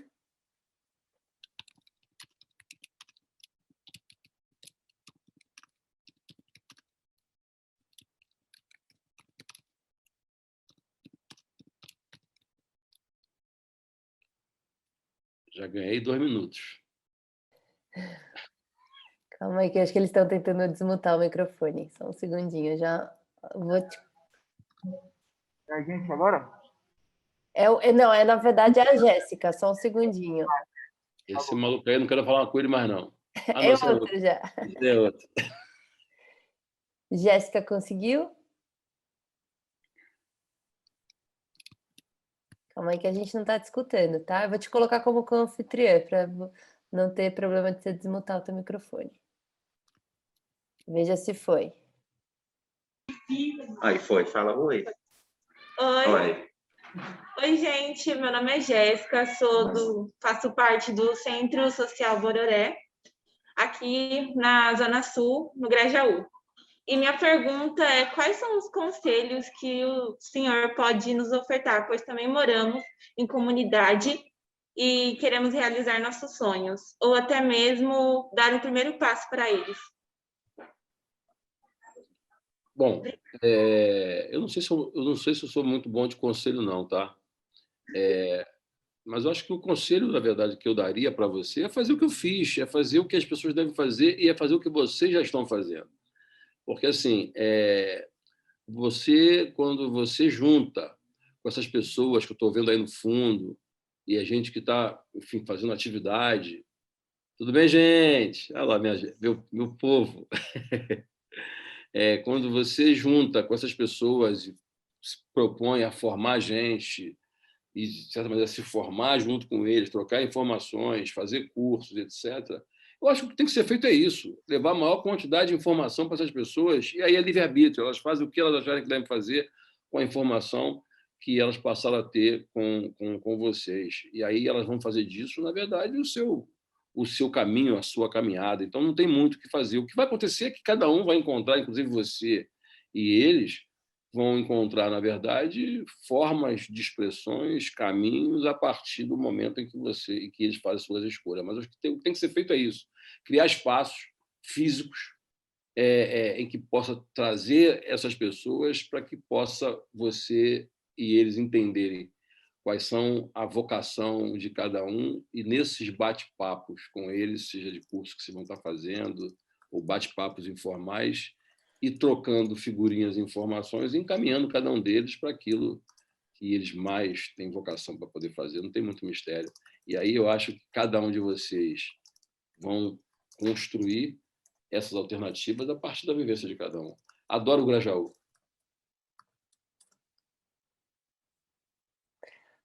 Obrigada, Jéssica. Pedro, você pode ir, Pedro da Arco de novo, que pediu mais uma pergunta, e a gente encerra com a Paulinha Miuri. Correto. O aluno vai fazer a pergunta aqui agora. Boa tarde, seu Celso. Meu nome é Rafael. Também sou aluno da Arco. A pergunta que eu queria fazer para o senhor é: qual foi a maior dificuldade que o senhor teve na trajetória da favela? Cara, são tantas dificuldades. Eu continuo tendo dificuldade até hoje. E muita dificuldade até hoje. Então, obviamente, que a gente chegou hoje num patamar em que a gente passa também a ter muitas facilidades, porque a gente passa a ter reconhecimento, reputação, credibilidade, etc. Mas eu te diria que a maior dificuldade que eu sempre tive foi convencer meus interlocutores que eu tinha condição de fazer aquilo que eu me propunha. Porque a minha cara, o meu jeito, o meu tipo imprime para aqueles que podem me ajudar que eu não tenho capacidade de entregar aquilo que eu estou dizendo. E mesmo que a gente consiga fazer, parece que a gente fez tudo que a gente fez por pura sorte. mas que ainda assim a gente não vai conseguir fazer mais, porque foi pura sorte. Então, acho que a maior dificuldade foi, e ainda é, a gente convencer que a gente é capaz de fazer. E muitas das vezes, com os nossos próprios pares. E eu vou dar um exemplo aqui para poder te ilustrar o que eu estou te dizendo. O MV Bill é um cara que é um rapper. É um rapper bem famoso e tal, faz parte da banca do Racionais MCs. E ela dizia assim, eu como empresário dele, ela me dizia, Celso, não deixa meu filho cantar essas músicas, não. Ele tem que ser igual aquele rapaz, aquele menino. Eu falei, qual menino? Ela não sabia o nome do menino. Ela forçou a barra, aí lembrou o nome do menino. Aquele menino é o Gabriel Pescador. Então, assim, ela não sabia o nome do cara, não queria que ele cantasse aquele tipo de música, só que o Gabriel Pensador canta as mesmas músicas que o Bill canta. Canta rap. Ou seja, mesmo para os nossos pares, o que os outros fazem tem mais valor e mais relevância do que o que a gente faz. O que significa dizer que imagina o asfalto e entender que o que a gente faz tem valor. E aí o que você faz, se você é um grafiteiro, isso é crime para quem é do asfalto. Se você cantar rap, isso é crime, porque ele está acostumado a entender que música é Chopin, é Vivaldi, é Pavarotti, é música clássica. O break, para eles, isso é bobagem, porque eles gostam, sabe de quê? Eles gostam da Ana Botafogo, eles gostam estão acostumados, na verdade, com outro tipo de dança, que é a dança clássica, que é o balé clássico. É isso que é cultura para eles. Então, tudo que a gente faz, tudo que a gente constrói é sempre ligado a uma coisa menor, a uma coisa sem valor, a uma coisa sem importância. E mesmo quando a gente cria o carnaval, quando a gente cria o samba, isso é sem valor, é sem importância, é coisa de favelado. Até que aquilo dá muito dinheiro. Aí, se dá muito dinheiro, vira uma coisa popular. O primeiro ato que eles fazem é pegar os pretos e os favelados e botar para empurrar carro alegórico, e toda a riqueza do carnaval é para quem é do asfalto e para as empresas. Então, eu acho que a minha grande dificuldade é continuar convencendo, e sempre foi continuar convencendo, que a favela não é carência, que a favela é potência. Mas a hora que a favela entender isso, que a favela não tem que ser chamada de comunidade carente, porque quando você chama a favela de comunidade, na minha comunidade, isso é um tom de carência, porque quando você chama de comunidade, tu tem que incluir um adjetivo. Comunidade ribeirinho, comunidade indígena, comunidade quilombola, comunidade internacional, comunidade de medicina, comunidade israelita, comunidade evangélica, comunidade de alguma coisa. E para se definir a território, a comunidade carente. E eu não vi nenhuma pessoa aqui, nem você, como uma pessoa carente. Vocês estudam, vocês estão buscando informação, vocês estão aqui com acesso, vocês têm disciplina. Que carência é essa? Eu não estou vendo aqui ninguém pelado aqui.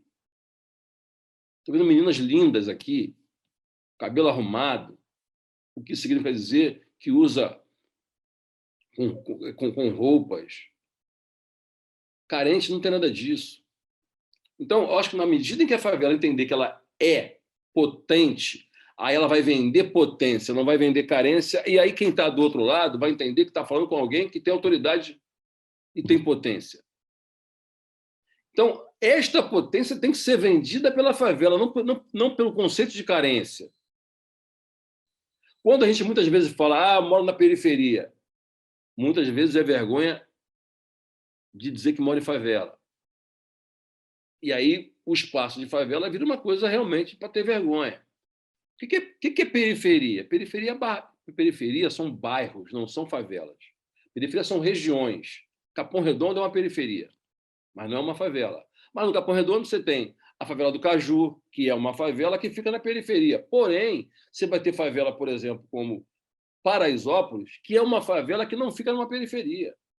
A Rocinha é uma favela que não fica numa periferia. Cidade de Deus é uma favela que fica numa periferia do Rio de Janeiro, da Zona Oeste, num bairro chamado Jacarepaguá. Então, Jacarepaguá é um bairro que fica na periferia do Rio. E nesse mesmo bairro tem uma favela chamada Cidade de Deus. Então, nós precisamos saber o seguinte: você mora onde? Na periferia? Ok. Mas a gente precisa entender o seguinte: periferia são regiões. Nessas regiões tem um monte de bairros. E esses bairros podem ter favela ou não. Portanto, as regiões mais ricas do país, regiões de praia, é onde tem favela. Porque quem é rico e mora em condomínio de praia, ele quer os empregados ao alcance do seu braço, para fazer seu churrasco, para limpar sua piscina. É onde começa a se formar as favelas perto dos ricos, e eles ficam putos. Pô, mas está cheio de favela aqui. É, né? Você quer, na verdade, que as pessoas morem aonde? A 30 quilômetros de você? Você quer eles perto de você para poder estar à tua disposição com um espirro que você dá, sua babá, quem limpa a sua privada. Então, todo mundo, na verdade, quer esses serviçais do seu lado, mas só quando estão precisando do serviço dele, mas não querem eles morando perto. Então, eu acho que a favela, quando ela passa a entender isso, que ela precisa vender potência e não vender carência, aí ela se transforma efetivamente num lugar potente, de pessoas que vão ser percebidas como pessoas potentes, resilientes, e não quem está precisando de alguma coisa, porque a favela não precisa de nada. Ela precisa que o Estado faça o seu papel, que é urbanizar, que é colocar iluminação e etc. Mas a favela trabalha, a favela produz, a favela tem comércio, tem trabalhadores. Ela precisa de quê? Que alguém dê alguma coisa para ela? Que carência é essa? Nós não somos carentes, nós somos potentes, e é isso que nós temos que vender.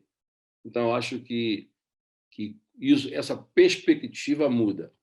Porque se toda pessoa, quando olhar para alguém de uma favela, pensar como é que eu te ajudo? Mas quem que diz que eu estou precisando de você?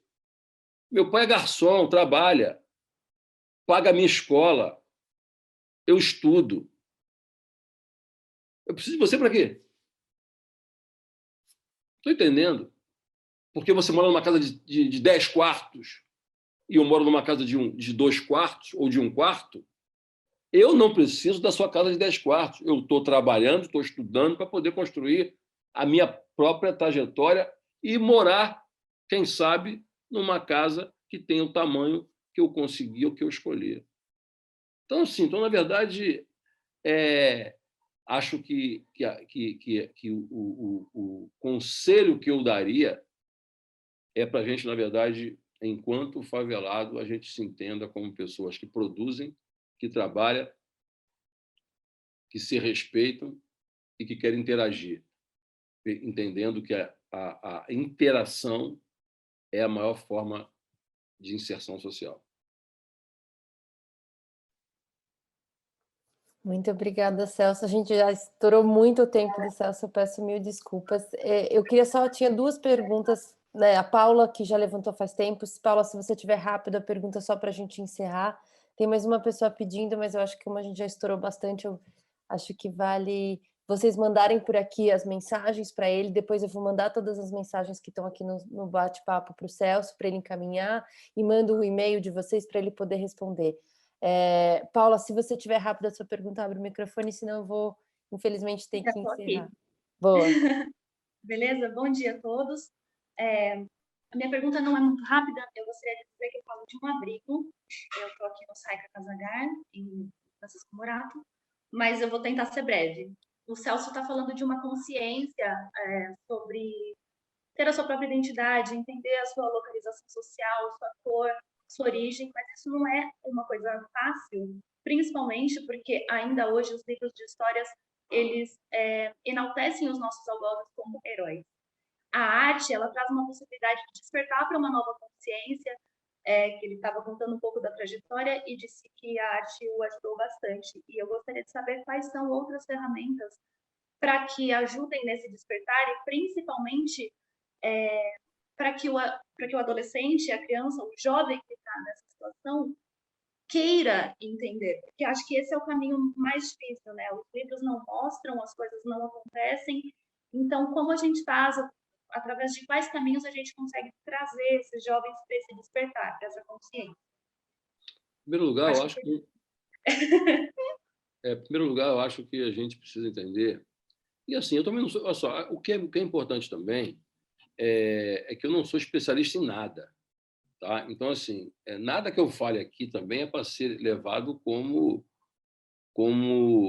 algo tão concreto. Eu imagino que pode até... Eu estou aqui muito mais trocando a minha experiência e não queria, na verdade, ter a pretensão de dizer que o que eu estou dizendo aqui, o que eu acho em relação a, sobretudo na área de educação, que faça sentido. Mas eu penso que os jovens, eles são muito jovens. A gente está falando de que tipo de jovem? Qual é a habilidade de cada um deles? Que tipo de iniciativa cada um prefere? Se eu hoje tivesse 13 anos de idade, por exemplo, eu queria estudar empreendedorismo, eu queria estudar... Talvez eu nem soubesse o que eu queria. Eu sempre gostei muito de dinheiro, porque eu sempre pedi dinheiro. Eu nunca pedi abraço. Eu morava na rua, eu pedi esmola. Então, eu não pedi abraço para ninguém. Olha, me dá um abraço. Não, pedia dinheiro. Pode ser uma moeda, pode ser o que for.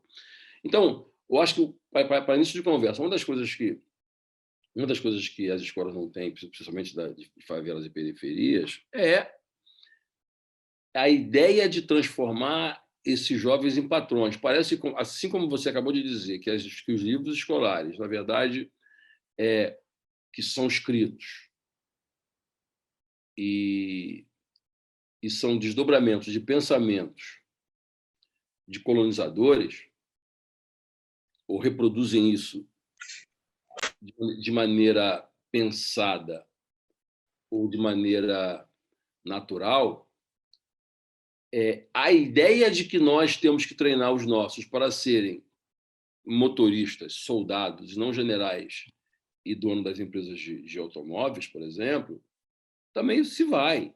Então, a minha mãe, o sonho dela era que eu fosse borracheiro. E quando eu escrevi alguns livros e fui best-seller, ela não acreditou que foi o que eu escrevi. Porque ela não acredita nisso. Ela não acredita nessa possibilidade dessa transformação. Isso não está ao alcance dela. Mas quando eu escuto você falando, por exemplo, a tua pergunta, eu estou vendo que você é uma pessoa formada, com uma puta de uma entrevista. Você não falou nada aqui, você só fez uma pergunta. Mas está claro no teu tom de voz, não só do teu, mas de quem perguntou aqui hoje, mesmo dos alunos que perguntaram, que são pessoas muito mais preparadas do que a média. Então, isso já mostra, na verdade, o quanto a gente se desenvolveu, o quanto a gente cresceu, só que isso não pode ficar restrito a algumas pessoas. Quando eu digo isso é ruim eu dizer isso, porque eu estou apontando também a exceção. Quando eu aponto exceção, eu estou apontando a regra, e a regra não podia ser essa. Você ser inteligente, tu ter um tom de voz que já mostra que você sabe o que você está dizendo, isso não era para ser assunto, isso era para ser o óbvio. Assim como é óbvio você chegar numa igreja americana de preto e todo mundo cantar muito bem. Isso não é assunto, isso é o óbvio. Agora, se não fosse assim, vou dizer, olha aquele negão lá, aquela preta, canta pra caramba. Ali todo mundo canta. E todo mundo estuda música. Faz parte da cultura deles. Então, o que eu acho que também tem que fazer parte da nossa cultura, e aí dentro do que você está falando, é empreendedorismo na base da pirâmide. Porque, no fundo, nós vivemos num país capitalista. Quem não tiver dinheiro vai estar fudido. E todo mundo quer ter dinheiro. Qualquer menino da favela quer ser jogador de futebol, pagodeiro, e comprar uma casa para a mãe e tirar a mãe dali. Ah, eu quero ser jogador de futebol, jogar no Barcelona e dar uma casa para minha mãe na praia. É o que todo mundo quer. Ninguém quer morar ali.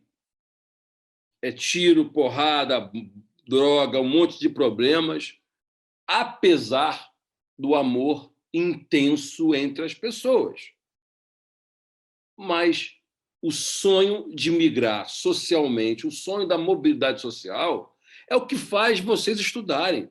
Quando a tua mãe te diz, filha, vai estudar, ela está falando de mobilidade social, não é só formação e cultura. Ela quer que você tenha um emprego melhor porque você estudou, ela quer que você tenha melhores oportunidades porque você estudou, e que você alcance e galgue espaços expressivos da sociedade. Essa é a disputa social que a gente já nasce nela. A disputa já nasce quando a tua mãe quer o melhor hospital para poder você nascer, quer o melhor leito para poder você ficar. Isso é disputa social. Quando a tua mãe luta para que você estude muito, que você tire 10 e fica feliz em dizer, olha, minha filha foi a única que tirou 10 na turma, e que você é a melhor da turma, e que o teu irmão ele tem que ser o artilheiro do time, isso é disputa social. São joguinhos na escola que vai mostrando como é que a gente ganha do coleguinha, preparando todo mundo para a disputa social. O que significa dizer que nessa disputa social, num país capitalista, tem que ter dinheiro. Então, nós precisamos, inclusive, dar para essas pessoas a oportunidade de conhecer outras atividades, porque senão você vai crescer. Se vocês você vai me mostrar teatro, mas não me mostra que tem uma área de captação de recurso, eu simplesmente vou querer ser ator. Mas se eu gosto de dinheiro, não tem que ser ator, eu tenho que ser o captador do recurso para poder pagar esse ator. Então, na verdade, nós precisamos ampliar um pouco o leque das alternativas de atividade que as pessoas têm, para que as pessoas tenham a plena convicção de tudo que existe. Do contrário, vão dizer, olha, vamos fazer um curso de corte e costura, um curso de cabelo afro, um curso de não sei de quê, de cinegrafia e etc. Porque o mais fácil, o mais óbvio, é o que tem mais mercado para você, e a gente vai simplesmente reproduzindo. Eu quero fazer a bomba nuclear. Então, tu tem que falar sobre física nuclear, sobre urânio enriquecido, ou, pelo menos, dizer para essas pessoas que isso também existe. Então, acho que quando eu fui falar de cultura, que era uma contracultura, fui falar de rap, que é visto como crime. Quando eu fui escrever livro sobre a minha história. Então, foi muito mais fácil também fazer, porque eu não estou fazendo um romance em que eu preciso ter outras referências. Eu fui escrever, na verdade, os bastidores do documentário. Então, eu fui escrever sobre aquilo que eu tinha vivido. Então, é mais ou menos como escrever o que eu estou falando para vocês aqui agora. Apesar de não escrever bem, eu vou escrever exatamente como eu estou falando. E vou escrever cachorro com C cedilha. E alguém vai ter que corrigir. Mas foi eu que escrevi cachorro, ou tentei escrever cachorro. Então, acho que esses jovens eles não podem ser canalizados para um único canal, para um único segmento. Eles precisam ter um leque, um menu de alternativas e possibilidades. E o empreendedorismo na base da pirâmide tem que estar muito nítido para eles, porque o empreendedorismo na base da pirâmide é uma questão de sobrevivência, mas é, na verdade, a saída para o desenvolvimento e a construção de um outro desenvolvimento desse território. Então, eu acho que vocês estão no caminho certo. Talvez eu não tenha aqui falado nada que seja uma novidade para vocês. Talvez eu tenha falado as mesmas coisas que vocês já sabem, já apostam, sob um outro olhar, sob um olhar mais da favela e sob o olhar de quem venceu. Gente, eu tenho empresa hoje que fatura 5 milhões por mês. Então, eu não posso aqui bancar uma de carente. A CUFA ela existe hoje, eu não faço mais parte da CUFA, é o Preto Zezé que é o presidente da CUFA hoje, em que eu crio a hold para poder financiar a CUFA, para não ficar precisando de dinheiro público. Então, quando eu vou montar a CUFA nos outros países, eu monto também negócios. Então, é pensando em negócios sociais e como é que eu construo, na verdade, um pedaço daquilo que é preciso para criar oportunidade para as pessoas, que é o que vocês estão fazendo. Como é que eu olho para esses moleques que eu vi agora aí, moleques lindos, umas meninas lindas, e como é que eles apenas não vão olhar para a vida sob a perspectiva dos seus pais, como os meus, em que tipo de herói que a gente quer hoje? O meu pai não é meu herói. É meu pai que me deu dignidade. Aliás, meu pai nem isso, porque a gente nem viveu. Vivi com ele até os 6 anos de idade, depois nunca mais. Passei a visitá-lo e tal. Mas ele não é uma referência para mim de identidade, de construção. Eu não falo como ele fala, não aprendi as coisas que ele diz. Quando eu falo certas coisas, eu não lembro meu pai, porque a gente não conviveu. Embora minha mãe fala o tempo todo que um monte de coisas que eu faço, ela lembra ele. E aí são outras questões. Mas o fato é que ele não seria o meu herói, apesar de ser meu pai. Ele precisaria fazer outras coisas para ser o meu herói. E essas coisas vão estar muito mais conectadas com as minhas perspectivas. Se meu pai é apenas um escrevente de jogo de bicho, ele me dá dignidade, ele que pagou a minha escola, ele que está me ajudando a fazer isso. Mas eu não quero. Eu não quero que meu pai seja o meu herói escrevendo jogo do bicho. Ou pode ser que eu queira. Então, a minha perspectiva é que vai definir o que eu acho que é ser um herói para mim, embora ter um pai com dignidade independe da minha perspectiva. E o teu pai pode ser o que for, e ter dignidade e ter trilhado para você um caminho importante. Agora, precisamos aumentar a régua, subir a régua, aumentar a nossa capacidade de exigência, para que a gente possa, inclusive, ser mais exigente com a nossa própria entrega. Do contrário, se você é pretinho, se você é da favela, se você é da periferia, está tudo bem. Porque as pessoas, em geral, é tão baixa a expectativa delas em relação ao que a gente pode produzir, que qualquer porra que a gente faça já é um gesto de genialidade. Então, nós precisamos aumentar também a régua delas em relação ao que a gente produz. E aí, eu acho que, como o meu foco normalmente é econômico, eu penso em dinheiro o tempo todo e fui chamado de mercenário muitas vezes na minha vida, porque ensinar os pretos a não gostarem de dinheiro, ensinar os favelados que dinheiro é uma coisa que não presta, igual determinadas igrejas que alguns pastores dizem que se desfaz desse negócio, doa tudo para a igreja, porque dinheiro é coisa do demônio. Então, você entrega tudo. E os pastores não necessariamente moram nas mesmas condições que você passou a morar quando você entregou tudo. Então, meio que dizem para nós o que é melhor. E a gente acaba não construindo o que é melhor baseado no que nós construímos. Então, eu acho que a gente pode construir por vias culturais, mas eu acho que a base é a educação. Eu acho que a educação financeira, dizer para esses meninos que vão vender empada, que vão vender cuscuz, que vão fazer rap, que vão para um estúdio alternativo, que vão jogar bolinha no sinal, ou que vão soltar pipa, ou vão vender pipa, eles precisam saber o que é bolsa de valores, eles precisam saber o que é investimento, eles precisam saber o que é share, o que é trade, eles precisam saber o que é entrega. Eles vão viver a vida inteira e nunca vão saber o que é share, porque essa expressão se fala na ESPN, e não é favelado que está lá, não é preto que está lá. Então vai ficar um gap sempre gigante entre esses e esses. E esses vão ser formados, vão ser pensados sempre como soldados, por eles, pelos seus pais e pelos seus pares. E esses vão ser aqueles que, apesar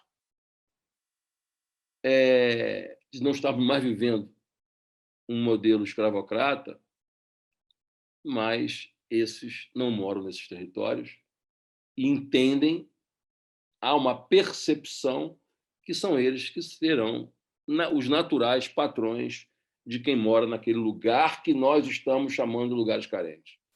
Então, a primeira coisa é, a educação é a base de tudo. Vamos transformar essa educação num formato que salve essas pessoas da mesma forma quando você vai falar inglês. Você não fala... Quando um adulto quer falar inglês, tem que saber o que ele quer falar com quem? Com os pescadores, com empresários, ou ele vai trabalhar na Disney? Então, você constrói o curso de inglês para ele baseado naquilo que ele vai fazer. Se a gente entender que essas crianças da favela vão ser lixeiro, gari comunitário, vão ser apenas, no máximo, soldado da polícia militar e etc., a gente vai estar sempre, na verdade, negando para eles o direito de entender ou de ter uma perspectiva maior ou para além daquilo que pensaram ou planejaram para eles. Talvez eu não tenha respondido nada do que você me perguntou, mas talvez essa resposta um pouco mais longa e, às vezes, até emocionada, possa trazer algumas reflexões para a pergunta que você fez. Celso, muito obrigada, muito obrigada. Já me deu aqui, eu como Fundação Amor Horizontal, fico muito contente de poder proporcionar um pedacinho da nossa rede, esse conteúdo que você trouxe.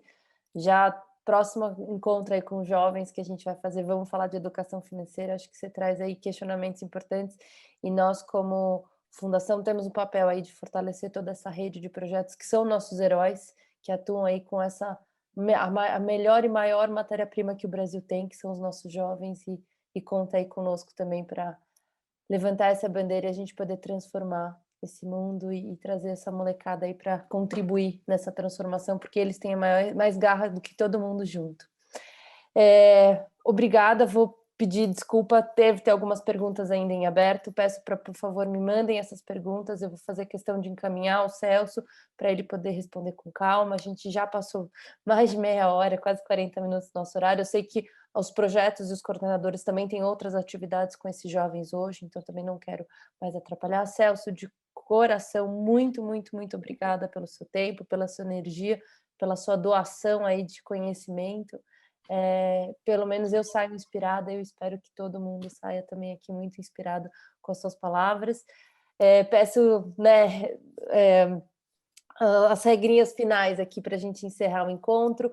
Vou deixar esse link disponível para os projetos poderem escutar de novo, ver de novo, passar para outras turmas que sejam de outros períodos que não conseguiram assistir. Peço, por favor, que os coordenadores respondam o link de satisfação, para a gente é importante saber como a gente pode melhorar. Se quiser, mandem as perguntas que vocês queiram fazer para o Celso, para a gente poder fazer a ponte. Celso, vou te passar o nome de cada projeto que teve aqui, quantos jovens estavam escutando aqui indiretamente, para você poder ter um pouco da dimensão de quanto a tua voz alcançou hoje. E, obviamente, passo o contato dos coordenadores, caso você queira ir visitar, vai ser uma grande honra poder fazer essa ponte. Eu vou visitar, quero visitar esse povo todo, passa meu telefone para eles, passa eu já passei aqui o meu Instagram para eles, e quero ir aí, quero tomar café com vocês, quero fazer bagunça, e quero dar uns tapas nesse maluco aí que me enquadrou, hein? Combinado. Muito, muito, muito obrigada a todos. E a gente vai, enfim, só por uma forma de agradecimento a todos os jovens que estavam aqui, a gente vai fazer um sorteio de uma mochila muito bacana que a gente tem da Jansport, customizada por um artista também grafiteiro, lotada de livro escolar, que eu sei que vocês vão precisar, porque né, a gente tem volta às aulas sim, e os livros também do Celso. Celso, o time aqui nosso já está querendo comprar para eles, mas eu vou comprar aí também para a gente distribuir para esses jovens que querem conhecer um pouco mais. Então, sorteia também um álbum de figurinha da Taça das Favelas. Vou sortear os dois. Pode sortear mais de um se quiser, que eu tenho alguns. Bom, eu vou te chamar. De qualquer maneira, a gente vai comprar algumas coisas e aí, se você puder, o que você puder dar para a gente também, a gente vai levar os nossos jovens. Muito, muito, muito obrigada. Agradeço a todos, Celso, de coração. Obrigada, time da Fundação. Obrigada, time dos projetos. Agradeço. Obrigado pela paciência, gente. Até mais. Obrigada, gratidão.